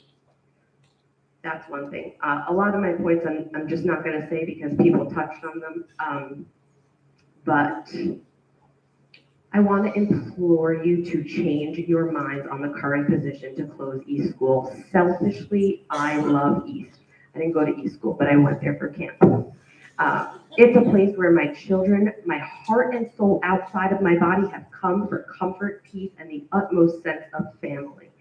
The few teachers here who have had the interesting pleasure of dealing with my son for the last few years, what I want to talk about that no one else has is that we are in an undoubtable mental health crisis. Nobody is going to argue that. We are losing our children in our district right here to mental health. What are we going to do when next month we tell our children there's no more East School? Are our funds going to be reallocated to extra social workers? I saw taking some away. I sit in the therapist's office with my kids every week. They're packed. Nobody has room. What are we going to do to help transition these kids should this happen? That's a major point that we need to consider. And then lastly, I know I'm done. Please do. To seeing former students come back. And you've been very articulate, and you've been a wonderful representation of an education in Long Beach, so thank you. Thank you. Lastly, East School has been on the chopping block before. The closure has been on the table. We know this. What changed?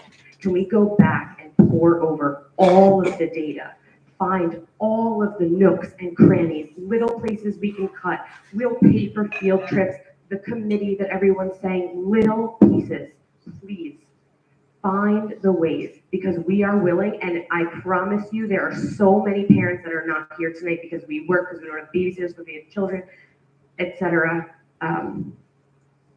Please pour over the past, and Kristen and Joan, I know we're all willing, so I want to tell you we're willing. Pour over the data. If we could find the plans from 15, 16 years ago when we were on the chopping block, let's go through it line by line because we're willing. Please, please don't give up on us and roll over and say it's easier district-wide. Please don't. Thank you. I appreciate your time.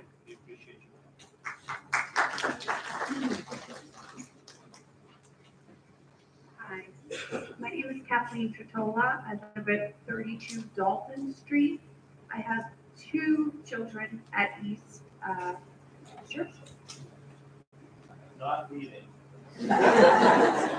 My daughter Charlotte is in class with Joanne's son Jack, and the other night she cried because she had just overheard her school is going to close, and how is she going to leave Mrs. Nicole? I cried because if I can't see Mrs. Rochford every day, I don't know what to do. I, as a parent, implore the board to please, at least now, do not vote to close East School, because what if that money does come back and now you close the school? And I promise you that some children will have an easy transition. I know my children will not, and neither will I. So please, this is so important to us. You have the biggest resource right here. We will get out and fundraise. I'll give you the $400 back tomorrow to start that fund. Do not skip us. Please allow us to contribute and be a part, because East School is so important. I know it is so important to me, and it's so important to all my friends, and especially important to the most important people, my children and their children. So thank you. Sir? Good evening, everyone. My name is Daniel Isaiah. I am a proud dad of 2 East students. I am also a New York City teacher. I've been teaching for 28 years, and this is what I've got to say. I'm not sure we're all buying all of this. We know that there are meetings before the meeting, and some of this seems business as usual. The attempts to paint a school closure as a repurposing sounds like verbal acrobatics. A closure is a closure is a closure. We're here to say to some of the establishment forces statewide and locally who believe that our kids' education and schools are for sale. We must fully fund our schools, and these fiscal austerity Hunger Games need to end. Yes, we need to restore the $4.3 million in restored cuts to Long Beach, and statewide, the $400 million that Governor Hochul has taken from our schools, which more and more is starting to look like a bargaining chip. And I've got to think that it's just to get the state legislators to play ball with her. Hochul's games are eliminating the Save Harmless provision, but Mr.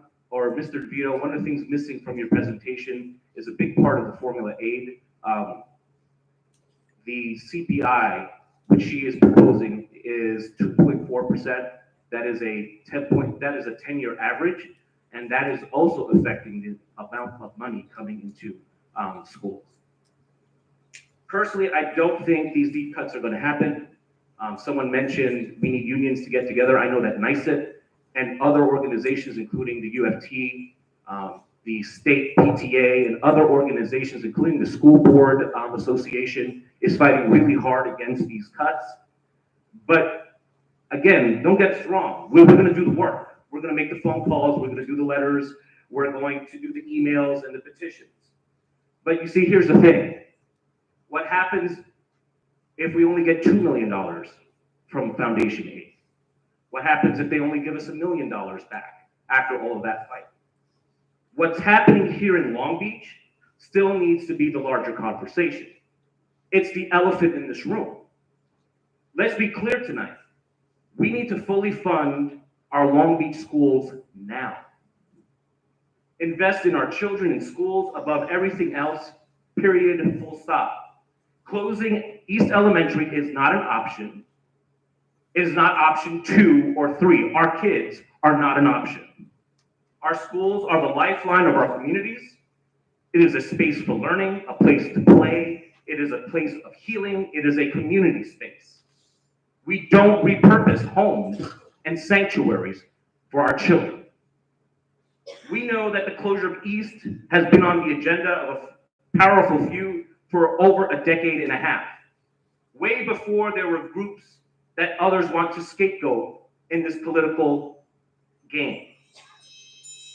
Simply put, we need to fund our schools. If we're going to do austerity and act like we are in austerity, then it doesn't start with our kids. Find another place.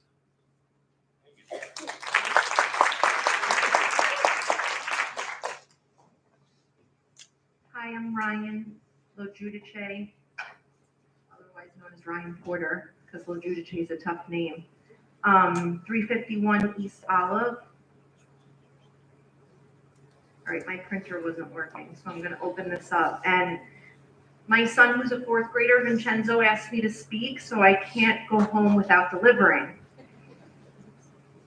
I did come somewhat prepared. So I just want you, if you haven't taken in the full force of how upset we are as East parents, understandably upset by your approach so far, and after tonight, this should not be the model for how we move forward. A lot of what you accomplished up till now is driving fear and worry. Concerning the repurposing of East, the only points being made so far are logistical. There is no regard for the mental and emotional well-being of our children, teachers, and staff members, which ultimately affects everyone or no one. The staff, the kids, the parents, we all feel the weight of these decisions. Our kids are watching and listening. They will ultimately follow the adults' lead here since they look to us for guidance. So what guidance and reassurance are we giving them? This news was poorly delivered, unthoughtfully planned. It's the staff of East School that has been hit with the brunt of the concern from parents who have a never-ending stream of open-ended questions. And understandably, teachers, faculty, and other staff members are fearful and concerned about their future as well. Difference of opinion, right? I do not feel reassured that this is being handled and managed with consideration of the ongoing implications this has on everyone from now until next September if the decision to close East School is to be made in April. Shutting down East School will put a burden on the administration and staff across all elementary schools throughout this district. This is going to be a serious undertaking and one that requires extra support and help to be provided, none of which has been mentioned here. Full transparency of how this will be managed with a commitment to the well-being of the kids, families, teachers, and staff who will be impacted needs to be a priority. And closing any school should not be done in 1 year. It should be phased out if closed at all. Worst case scenario. I share the same sentiment of every parent that came up here. You have a long line, half of which are not here today, okay, that will help you find the solution. Solution-based. I'm shocked that following the disruption to our children's education and impact to their psychological well-being due to the pandemic that you would consider to further disrupt the more than 300 East School children at this critical time in their educational span. One example, and I'll wrap up here, is our 4th graders who were in kindergarten when school shut down due to COVID, then in 1st grade, the hybrid learning, then in 2nd grade, wearing a mask until April. They have only had 2 years of an uninterrupted education. To pull them out in 5th grade is a terrible recommendation. Restructuring these kids can lead to social and emotional stressors that can impede learning. You all know this. Special education students will be burdened, I'm almost done, with the need to restructure, which can also lead to social and emotional stressors that can impede learning. I could obviously keep going, and I won't. Thank you. I think Vincenzo's pretty proud of you tonight. That's the most important thing. Thank you for your comments. My name is Jacqueline Borneman. I live at 263 Roosevelt Boulevard. I'm a parent of a boy in 10th grade. I'm also a full-time special ed TA at Vito. To mirror what the PTA president from Leo said, I see that you put that we would only have 2 assistant principals bouncing between the schools. What would that look like? Also, I don't think having the only male on the chopping block is a good idea. My son struggled in elementary school, and there was no male assistant principal to work with him. When he got to middle school and made those connections with the male deans and everything, he's excelling. I think taking that away from the elementary kids would be a wrong move. My son, when he comes to me, when I drive him home, will not leave the school until he says hello to Dr. Hernandez and Mr. Webble. They weren't even in the school when he was there. So just to show you the connection that they made, and he wasn't even their student, I don't think that would be a smart move. So what would it look like if you're taking away 2 assistant principals, bouncing them between the schools? So that's in scenario 3, you mean? There would be 1 assistant principal split between Lindell and East, and 1 split between Lido and But what would their time be? Lindell and West. Is it like a week and a week? East, Like bounce week? We would be on There was the time when we didn't have assistant principals in each building. Before we, may I asked this about 20 minutes ago, and there were 4 people. How many more people plan to speak this evening? Okay, all right, thank you. Please. Hi. I'm not in a hurry, no, I just took, just a courtesy to let people know and to give us an idea, that's all. It's protocol. If you were at a prior meeting, you might understand that. Thank you. Joanne Meyer, 94 Michigan Street. I understand the sentiments of the equal parents. My daughter was in 1st grade after Superstorm Sandy, so we understand that feeling of having to tell your kids those things, and we hope that the district makes the best decision. I also encourage all of the parents here tonight to keep coming to Board of Ed meetings because they discuss the budget and all the plans every meeting. The presentations are also available online. I understand people can't always make it Tuesday night. It's really important to be here. I started coming that year in 1st grade after the storm to ask if West School was closing, and I have been coming as much as I can ever since. It is very informative, and Mr. DeVito always gives great presentations, especially during budget season. I strongly encourage everyone to support and join your PTAs, because if PTA has to start funding more things, they're going to need your $8 or $10 very much to fund all of those programs. So I thank the board because I know you guys do not have an easy decision, and I know you are taking your time to listen to everyone.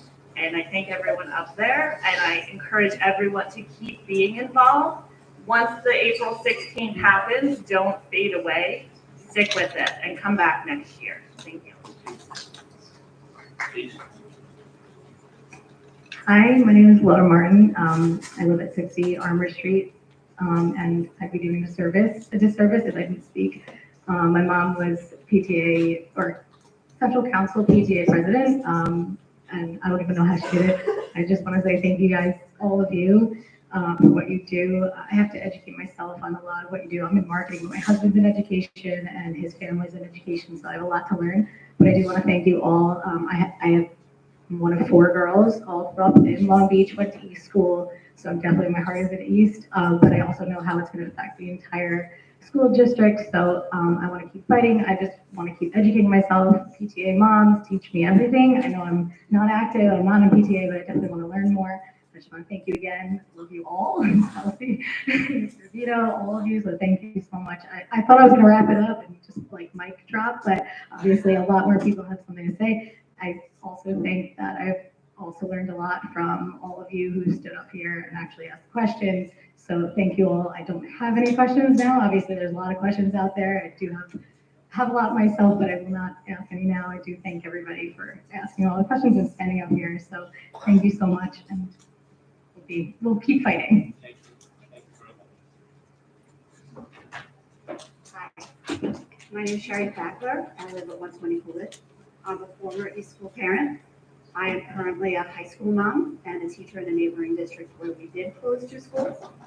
I had a lot to say, but I'm not going to say it all. 10 years ago, I stood right before this board, went on News 12 fighting to keep East School open. I was integral in that fight to keep East School open. What my question is today, and I adore my East School staff, I adore everyone here, is where is the full transparency today? We are hearing about East School and this East School community. When I was an East School mom, all I was thinking about was my little baby. But in 10 years from now, you're going to be where I am standing right now. And you're telling me in 2 weeks from now, you're going to be telling me about all the other cuts. But these people here are not getting educated on all of those other cuts that are on the chopping block as well. Everybody in this district needs to be well aware that it's not just an East School closing issue. There are so many other things on the chopping block that are super important to the students, the 3,500 students in this community. IB and AP classes, athletics, technology classes, just to name a few, in the middle school and the high school. Where is the transparency with that? That should have been presented, at least touched upon this evening, so that these K through 5 families know what else is on the chopping block, because they will be there soon enough. If you're a 5th grade parent, you get to the middle school and the high school, if you don't have AP and IB classes or business classes or these things, your child will not have any competitive playing field when they're applying to college. Because let me tell you, it is difficult. It is not like when we went to college. It is difficult now. And I am all for keeping East School open if it is in the best interest of the 3,500 students in this district.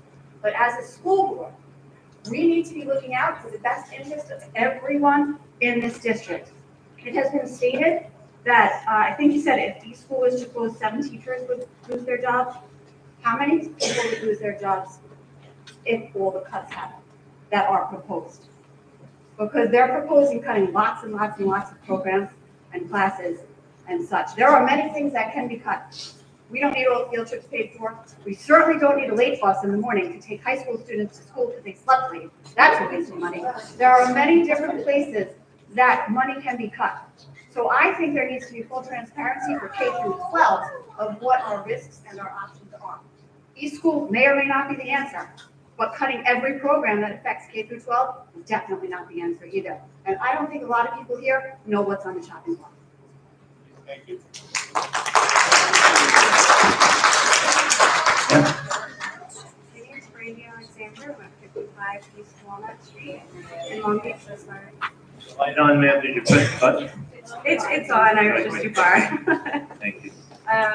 Just a couple things. So I have a wide gap with my 4 children. I have some in the elementary school, and then I have one that graduated the high school. And someone had mentioned before that East House took on the West School students. The location of the school alone is really important to consider. West School, we weren't even sure if they were going to open because of the disaster, and I think that's really important because of the flooding that happens. Just that point I thought was important for you guys to consider the location. Sorry, I'm a nervous speaker. Then I also had a question. There's been talk about 550 kids having left Long Beach. Is it true that over 400 of the students left after 2019? Did you factor in the years from 2020 to 2022, the lockdown years where many left the state and city because of the pandemic? We see the numbers creeping up. Is that something that you consider? Have any other questions? No, that'll be it. So just to clarify, there are 550 fewer students today than there were 15 years ago. It's not that they left all in one time or they left during COVID or anything like that. It's just that the level of enrollment that we had 15 years ago and where we are now is 500 fewer elementary. And why I distinguish between elementary and secondary is because we probably would have had a similar number of reduction at the high school level, but over those same 15 years, the relationship that we have with our park changed. And now we receive all of their high school students. And right now there are about 355 high school age students coming from Island Park. And 15 years ago, that wasn't the case. You know, we had just started having a relationship with Island Park, giving them an option to either go to Long Beach High School or West Hempstead High School. So over that same period of time, we gained 355 students to the level where we are today of high school students. But we don't have that same at the elementary level because that's where we see really it's an enrollment decline in Long Beach students. And then at the high school level, we get 355 back. So that hopefully explains it a little bit better. But when we did have a demographic study done about 15 years ago, maybe it was 16 or so years ago, it did predict this because part of it is it does follow statewide trends, it follows the trends in the Northeast, and it follows the trends on Long Island. That's why one of the past speakers said that another district where she worked, they closed 2 schools. Just part of it is just the enrollment issue, right? And I'm not addressing all the other comments that were made because if we speak purely on enrollment, schools have been closed throughout Long Island because of enrollment changes. We just don't have as many students on Long Island, not just because of Superstorm Sandy, but just because of the way the population has changed, and you know, a lot of it's moving south and west. Okay, hopefully that answers it. My name is Erin Chavis, 17 Vermont Street. I just want to say, first, I'm not in favor of closing East, but we will take care of your children in any school if they have to go to that school, because every school in Long Beach is amazing.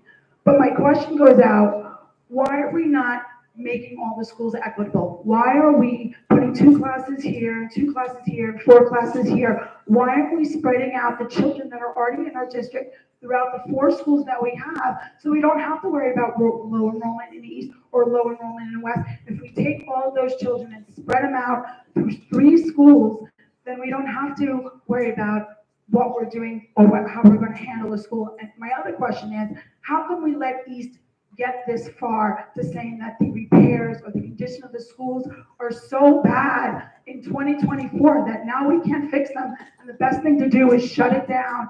And then what? We have an empty school, and then we have to still have it on our tax roll, paying all this stuff, and it's still empty, and it's not servicing our children. It's only hurting our schools.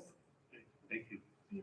So if I may, I'd like to just take the last part about investing in the building. So we spent about over $9 million in East School over the past, I think it was maybe about 12 years. So for those of you who have been in East School, you know we've had issues with leaking pipes. I mean, it's a 100-year-old building, right? So we've been dealing with the pipes and dealing with the crawl space issues and we spent money on putting in a new roof, and we put in new windows. So there has been over $9 million spent over the past 12 years to try to work on an aging building. It's just the same as an old house, you know. It takes money to keep it up. And the difference is with the other buildings is West is a newer building, right? And after Superstorm Sandy, because of all the damage there, it was recently redone, for lack of a better word. And we spent a lot of money as a district on Lindell, because that's also an old building, and doing a lot of work there about 12, 13 years ago. So we do spend money in our buildings. I don't want anybody to think that we're not spending money at East. We didn't, because when there's an issue, we address it. Like I said, new windows. We put an elevator in the building, you know, many years ago, maybe about 12 years ago. Roof, the plumbing, the piping, and things of that. It's just, as an old building, it's just expensive to maintain, and it will cost money going forward to maintain it. Where some of the newer buildings, it's just not the same, and it's the same as with a house. Whether you have a newer house or an older house, it's the same concept. So hopefully that clarifies that. Hi, I'm Justin. Excuse me, sir, I think lady had one other question. Yeah, and the other question was just about why don't we just divide the students evenly? Lindell and Lido both have double the square footage of East. West has a little bit more, about 10,000 feet more square footage. So what we're trying to look at is and we have been looking at even with East, what's the best way, what's the maximum capacity for that building? We had discussed moving East to 2 of every grade level, beginning with pre-K. That way they weren't crowded. They didn't have to find spaces for the support staff. So it was really just looking at maximizing. But every time you cut from East and West, you're cutting a staff member. You're Well, affecting. but we didn't. We moved them to. Yeah, but it's not. But that's not what I'm saying. But maybe that staff member, we really loved at West, but we couldn't have it because you took 2. You took a kindergarten class, and now you're going to cut it. But now I see Lindell and we don't have 4 kindergartens. It's just not equitable. You want to talk about equity, then make it equitable. Don't make it because they're a bigger school, they get more kids. Make it equitable. Stop hurting the 2 smallest schools and just make it equitable. That's all I'm asking. With all due respect, equity it doesn't mean equal. And I think equitable is that we look at the school buildings and try to maximize their capacity. I know the difference between equitable and equitable. Thank you. I'm Justin Polsky. I live at 600 Shore Road. I am a teacher in the district, but I'm speaking only for myself. It's a lot easier to be at this microphone than to sit on the board or to be a central office administrator, especially now when times are tough. So I truly do appreciate everything that you do for the community that I've worked in since 2015 and chose to reside in. I have two questions. Question one is, for the past 4 years, the budgets have always passed by over 65%. In the 23-24 school year, the budget passed by 79.5%. Hearing the pain that's in this room regarding canceling programs or shutting schools, have you considered creating a budget that goes over the tax cap in order to meet the needs of the people? Because as you mentioned earlier, the taxes in Long Beach are half as what they are in Levittown, and there could be community support potentially for an override since you only need 60% of the vote if you choose to go above the so-called tax cap. So that's question one, if that's on the table. Question two, and I know that at the secondary program, we'll be talking more about specific cuts, and I'm sure that there'll be many favorite classes and programs. But what was the rationale for proposing to cut LARP when that is only one FTE, and there are other more costly programs that are both instructional and non-instructional in nature? Thank you. So I think the discussion about LARP is with the creation of the wings period that we were addressing students who, needed extra challenges that way, and we're differentiating there. Again, there's no good program to cut, and we really tried to look at which would affect the lowest number of students and students who had access to that kind of a program in other means. The second question about, is it under consideration for proposing a budget? That would be up, piercing the tax cap would be up to the board. Okay, thank you.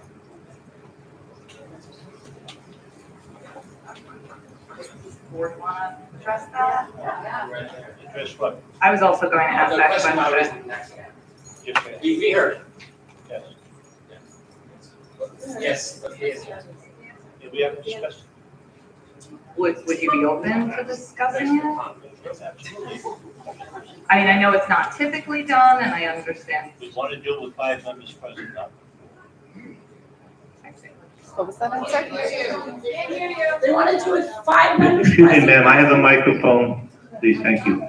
We want to do it, we certainly discuss it, and if we did discuss it, when we discuss it with an entire Board of Education, with 5 members present, not just 4. Has it been discussed though? Please, no, there's no crosstalk, as I mentioned in the beginning. Ma'am, you have the microphone, please ask your question. After you say your name and address, please. Hi, I'm Nicole Varienzo. I have also 2 children at East in pre-K and 2nd grade. Tonight's actually my son's 5th birthday, and thank you. And after dinner, I left him to be here, all of you, because I am deeply, deeply concerned about how this is being handled. Listen, I understand that our main fight is with the state, and that is where I've been focusing my efforts. I understand that ending hold harmless would be devastating to really every resident of this district and all of the districts across New York. My concern is that I do not believe this message has been effectively communicated to our community by the district leadership. As previous speakers have stated, the message has read a lot more like a pitch for why, if these cuts go through, East school closing is the right option. It sort of feels like you're trying to convince people to support closing East or losing all these programs. I'm a high school teacher. I teach AP World History. I'm not really sure why AP classes would have to be cut. How does that? I don't get paid more money. Well, it was on the list though. On the list. What was on the list was that. Please, ladies, please. What was on the list is that the district wouldn't be able to pay for AP and IB exams, which we don't right now, but the PTSA at the high school had asked us to consider that. But it didn't read that way. I was trying to understand it. And the speaker earlier was concerned that AP classes could be cut and then her child wouldn't get into college. So I know that, listen, I just want to make the point clear. We don't want to consolidate our elementary schools. If that hasn't been made clear already, I feel like this district keeps proposing a solution over the years and the community keeps responding with a resounding no. And while I understand that consolidating schools may be more efficient, Closing a school is not just dollars and cents. Children aren't simply game pieces to be picked up and scattered about without consequence. A school is often the heart and soul of a community. At a time in our country when the Surgeon General warns that America is having a loneliness epidemic, we should not be destroying our community schools. When our children's mental health is in a crisis, and there have been recent studies conducted by the U.S. Department of Health and Human Services that reveal that when students don't feel close to people at school, there's a 34% increase in feelings of persistent sadness and hopelessness, and a 50% increase in suicidality. We should not be closing community schools. When study after study shows the benefits of small community schools, we should not be considering consolidating our schools. So just to close, I have like 2 points and 2 questions. One, please be mindful that when you present closing and consolidating schools as the better option, it is a devastating message for many of us in this community to hear. 2, please adjust your message so that the whole community understands how potentially catastrophic ending hold harmless will be to the entire district. 3, I have a question. Will you make a commitment that if hold harmless stays in place and our funding is not cut, that East School will not perpetually be on the chopping block? And my last question is about the tax cut. Thank you. Is it just the one question? Yeah, I was going to ask a second question about the tax cap, but then he just asked. And that question, would you just repeat it, please? Sure. Will you make a commitment that if hold harmless is not overturned and our funding stays in place, that East School will not continually be on the chopping block? I'll just speak for myself. I usually speak for the board. I couldn't make that claim tonight because given what's happened in Albany this year, what's happening now, God only knows what, and I don't have a crystal ball in terms of that. So I'd be lying to you if I said, yeah, I would, and I would. But at this point, I just definitely cannot commit to that. Right. What I'm saying is if the state funding, if foundational funding stays in place, can you make that commitment? Not me, no. Thank you. You're welcome. Ma'am, you're gonna have to make your question brief because you only get to approach the mic just for once. I will make it Okay, brief. thank you. So I want to just go back to something Gallagher said. Are you comparing the WINGS program and the LOCK program being a similar set of curriculum? No. I mean, but you said that LOCK could get cut because we have WINGS. No, I said that at least the students who were served in LARC would have opportunities to do advanced work in the WINGS program. Okay, I just want to make a statement that the WINGS program is not giving any child any differential work that I see are giving children advanced work. Because if they were, I would notice different curriculum from each of my students who are both, either my children that were both in the WINGS program, and their work was not any different from the whole entire class.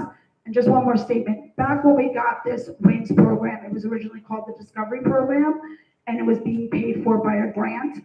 Is it no longer being paid for by the grant, and now it's coming out of our school budget? No, it was never paid for by the grant. We put two teachers at the grant. 2 teachers were paid for by the grant, and that will be put back in the budget. But the rest of So 2 WINGS teachers would be paid for by a grant, and then they will be paid now for from the budget. by a budget. Okay. Thank you, sir. Hi, good evening. Tom Sedano, 543 East Fulton Street. Just want to thank everybody for doing the work up there. I would not want to be you guys at all, honestly. And the options presented to the board, I wouldn't want my name to any of those, so I hope you guys crush it and give you some better options. With that being said, I just wanted to revisit one of the questions, the tax levy. Has the board spoke about this at all? Have they visited raising the tax levy yet? I don't think it was properly answered. Have you guys discussed that with the board? Yes, we have. We have. In terms of piercing the cap, we haven't. We're basically trying to keep within the tax cap. In terms of the question, as I understood it, was would we consider piercing the tax cap? And I spoke for myself. Okay, well, it was very clear. I think we need to visit that before we make a decision on what these options are. I think in all fairness, we need to see what that number would look like per family. All right, we raised the taxes in Long Beach for much less important things in our kids' schools. All right, so maybe it's something we need to get a number on before we can make a decision on this other stuff.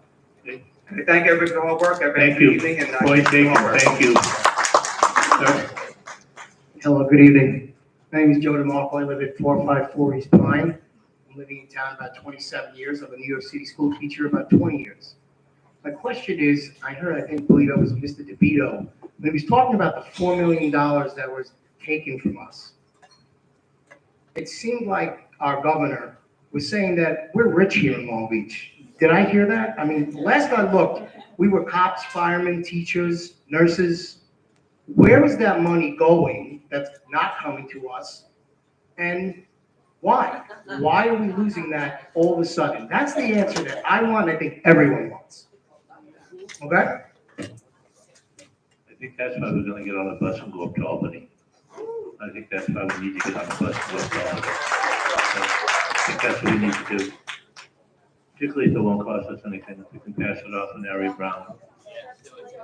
Sir, did you have any other questions? That's it? All right, thank you, sir. One more additional question, Daniel, we say at 55 East Walnut.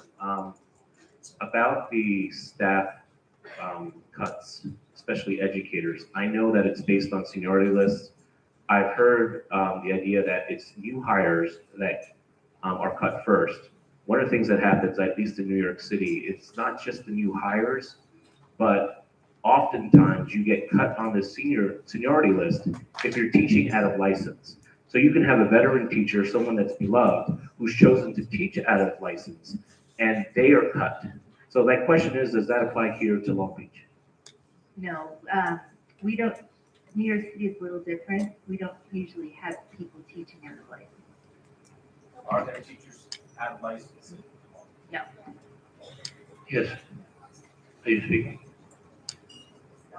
Yes. I head up Brookhaven, 840 Shore Road, apartment 5K. I also teach in the district. This is my 25th year. First of all, thank you. Sure. Thank you for all that you've done. We understand that this is not easy. One of the things that came up in both of those options, though, is that we would be losing assistant principals. Now, years ago, we had teachers in charge, and we were told, we have to get rid of teachers in charge because we need assistant principals for APPR. Okay, now we have them, and now you either want to take them away and split them, but you can't take away an assistant principal who has a relationship with all of the children in the school. It is impactful. It is important. I have been in Lindell since 2001, and our assistant principal came in 2.5 years ago. And I am a better teacher now because she is there, and she has taught me to revamp what I'm doing. The nature of a general education classroom is completely different today.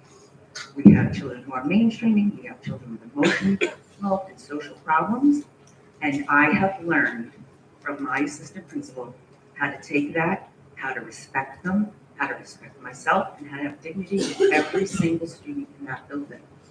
They look forward to their assistant principal, they greet her every morning, she knows them, she knows what they are relating to, she knows where they go after school, who are their friends, who are their family, and how to meet their needs every single day. Whether she's there or at a meeting, she makes sure. She has come to my room and said, I'm not going to be here today. Make sure you check in on so-and-so and keep them safe. You cannot put a price on that. You cannot say that that is a line item in a budget. It's not. I happen to be one of the highest paid teachers in this district, and I would be willing to say, hire 2 younger ones and take me out before you take out that woman and you take out some of the Lido teachers were saying, the gentleman who's the assistant principal in that school, you should keep them. Whatever you do. My child was an East School student, and now she's a speech therapist at Lindell. The education that you get at Lindell and Long Beach and East School and Lido School cannot be changed. Can't put a price on it. I know there are hard decisions to make, but we need to make them as a community, and I appreciate your time, but please, I know you're very thoughtful about what you do, but there are lots of things that we can come up with and find other ways to solve these problems. Thank you for your time and have a great night. Before we leave, before people leave, We have another whole part of the agenda to get through, and you're more than welcome to stay. Ma'am, sorry, the red coat, did you want to speak? Okay, no, please. But I wanted to make a couple of points, clarification. One point that were made by people speakers tonight. Please, ma'am, go ahead, name and address. And Hi, my name is Lynn Alexander, 538 East Park. Just wanted to say, you know, I think about elementary schools being a community school. Coming from New York City, you know, I feel that for someone like me, my kids. I tell them all the time what I do. Oh, sorry, thank you. No one can ever hear me.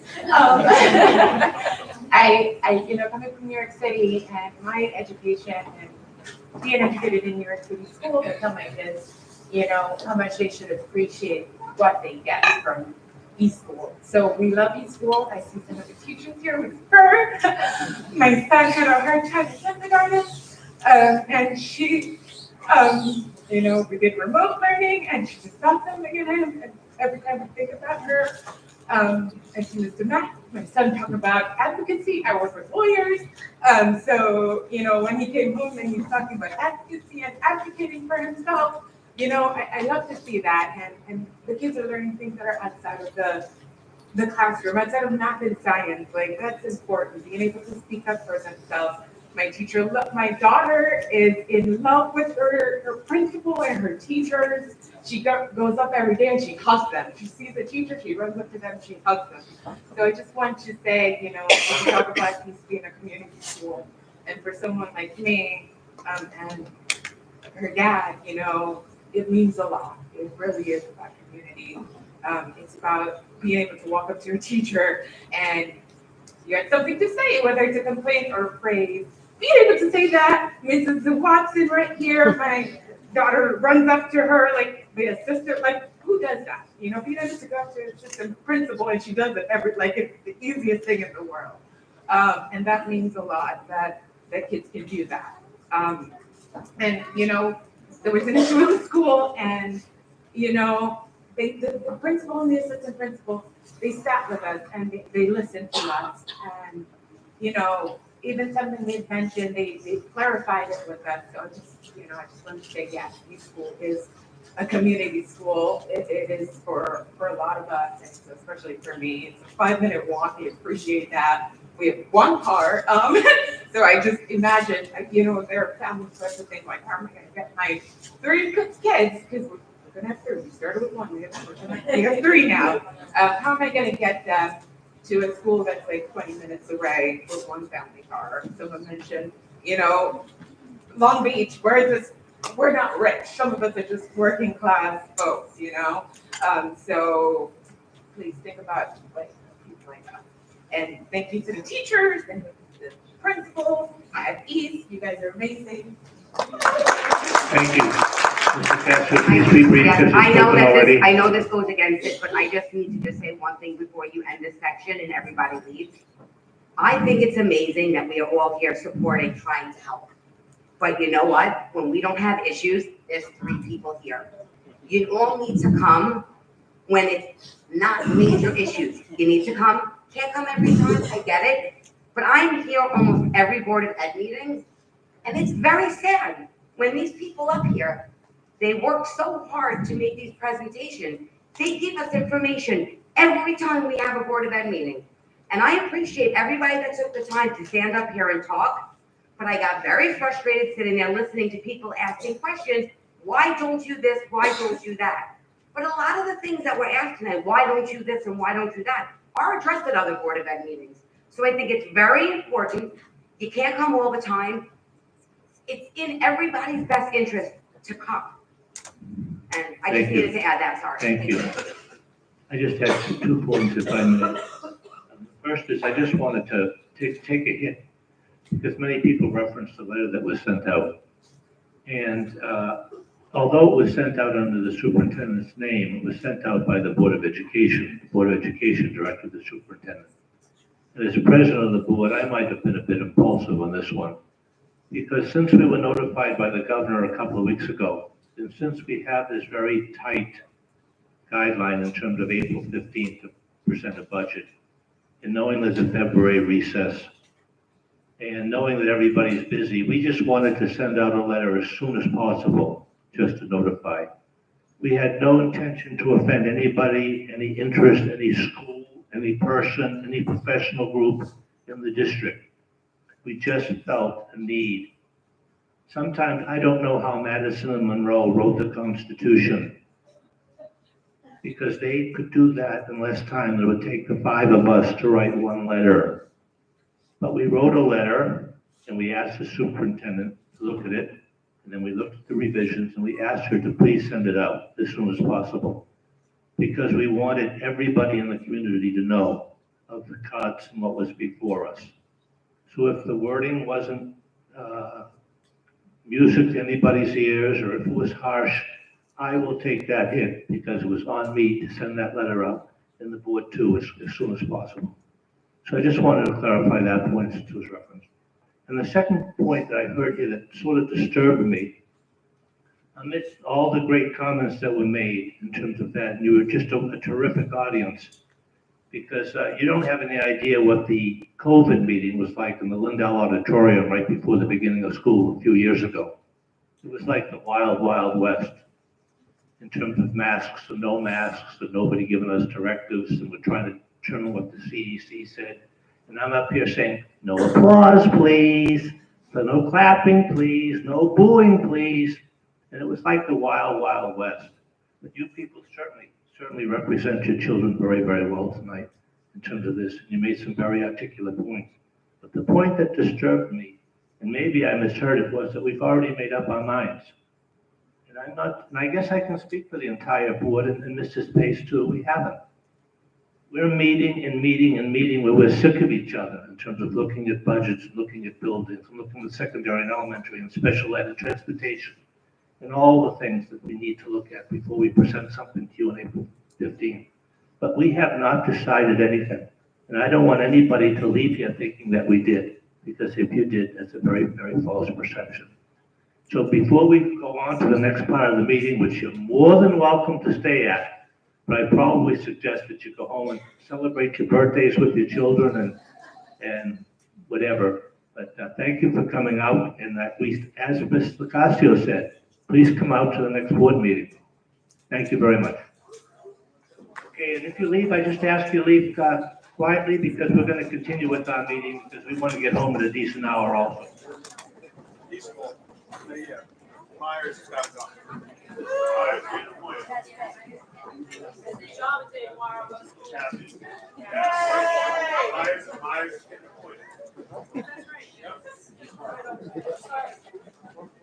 Okay, I'm just going to, Mr. Pinto has stepped out. May I just have a treasurer's report for December 2023, no action needed. Approval for minutes for executive session and regular meeting of January 16, 2024. Executive session and work session, meeting of January 28, January 23rd, 2024. And executive session of January 31, 2024. May I have a motion? Motion. May I have a second? Any discussion? Dulce? Conway? Yes. And I vote yes. I think we're gonna wait for Mr. Pinto.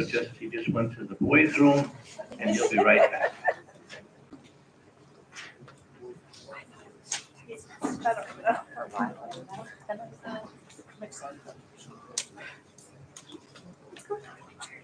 And then I noticed it's a good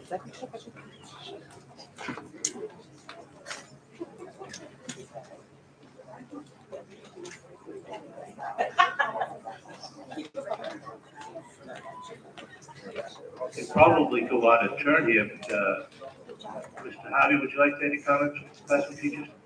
Anything down sincerely? Yes. All right. Yeah.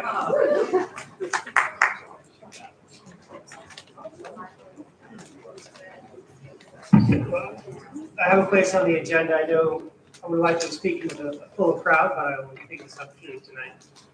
I know we still have a lot of community members here.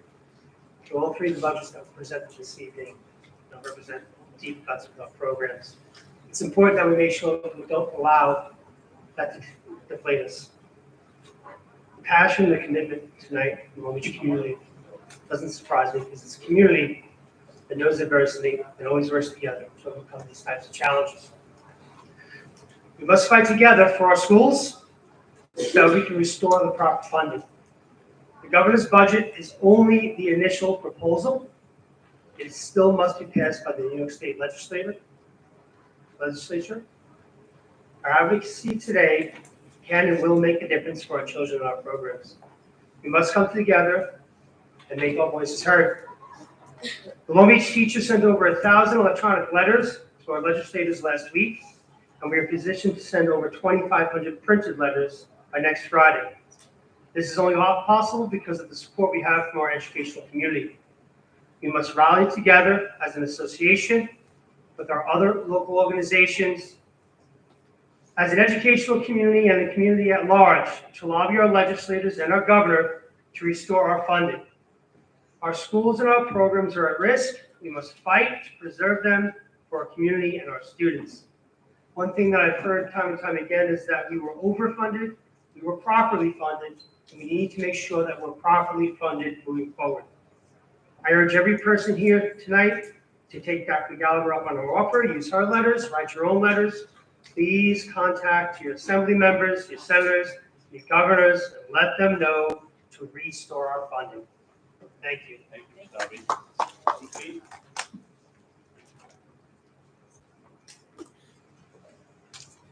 Good evening. We will continue to advocate and lobby to fight for our foundation aid. The APSG union remains committed to working collaboratively with central administration and school board as we navigate the challenging budget decisions. As administrators, we implore that we include it in conversations and planning, and that all communication is transparent when making decisions. Our dedication is unwavering. We will be active partners in advocating for the best interests of students, ensuring that the educational needs are prioritized. Thank you. Thank you, Mr. Beasley. Proceed. PTA.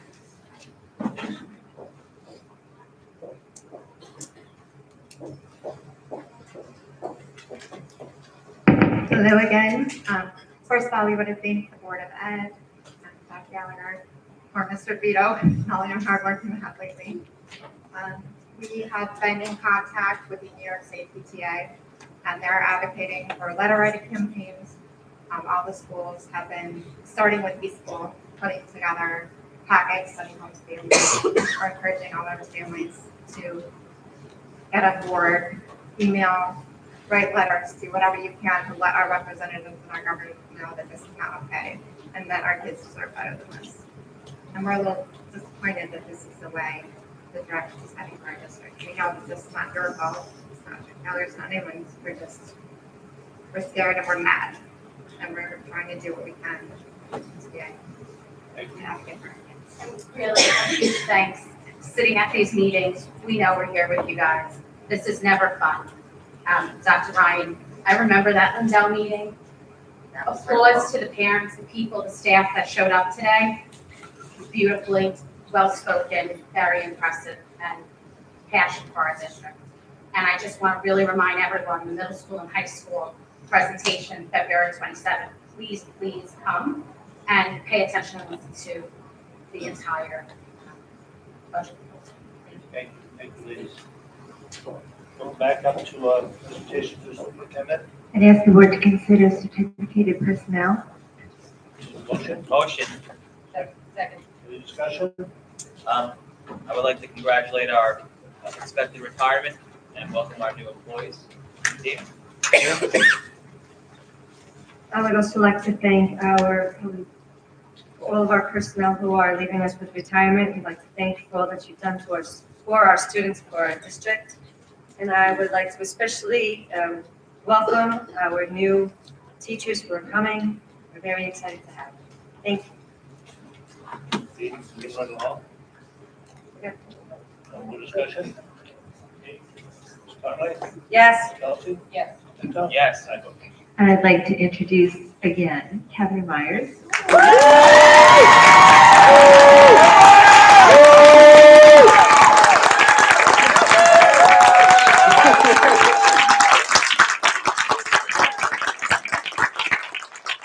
And you folks, if you want to go now, you can. We will do that. I know you're ready.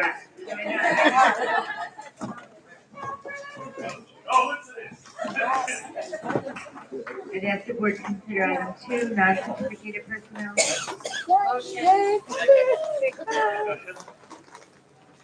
Kelsey, Conway, Yes. Pinto? Yes. I'd ask the board to consider items 3 and 4 together. I'll make the motion, we have a second. Any discussion? So just really one question. School will now begin on next year on the 5th of September and it's going to end on June 27th. It's a very long school year. It just feels like it feels long. But yeah. Thank you. Any other discussion? Ms. Kelsey? Ms. Conway? Yes. Pinto? Yes. I vote yes. For 5 and 6, I'd ask the district clerk to read the appeal decision.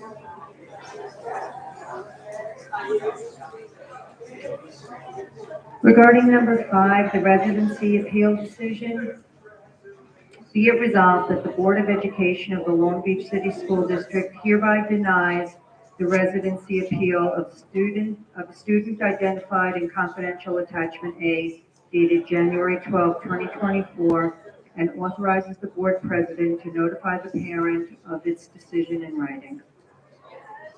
And for number 6, regarding number 6, student suspension appeal decision, be it resolved that the Board of Education of the Long Beach City School District hereby denies the appeal of the suspension of a student identified in a confidential attachment A dated December 19, 2023, and authorizes the board president to notify the parent guardian of its decision in writing.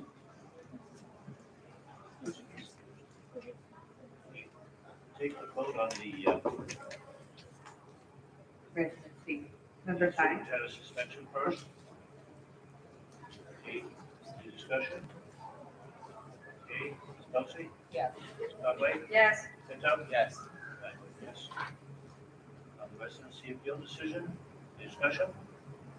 Okay, Ms. Kelsey? Yes. Ms. Conway? Yes. Pinto? I abstain. I vote yes. I'd ask the board to consider items 7 through 15 together. Let's open for that. I'll make the motion. May I have a second? Second. Any discussion? Yes. I have a question about the graduation outdoor tents and supply rental. With all of the financial difficulties that we're facing now, do we really think it's prudent to be spending almost $28,000 in an outdoor tent? Isn't there a way that we could do the graduation without the outdoor tent? If it's foul weather, we don't go into the tent anyway. Just to clarify that we're not going to have a tent at that, but It's really, I don't know why it says tent, I think No, I the think that's wording just is the the same company. from last year, but it's really the chairs and the setup of the dais and everything. I'm sorry, I thought it was the tent. No, we're not having- we're not having a Okay, we're tent. not doing, I'm glad I asked the questions, thank you. Any other discussion?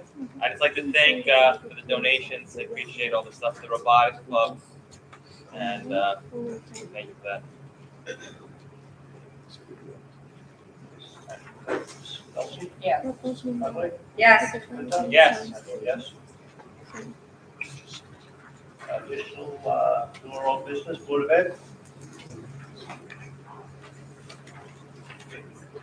Questions and comments from the public? Already done announcements, I have a motion to adjourn. Motion. And a second, Second. all in favor? Aye. Good night, everybody. Good night, everybody. Thank you.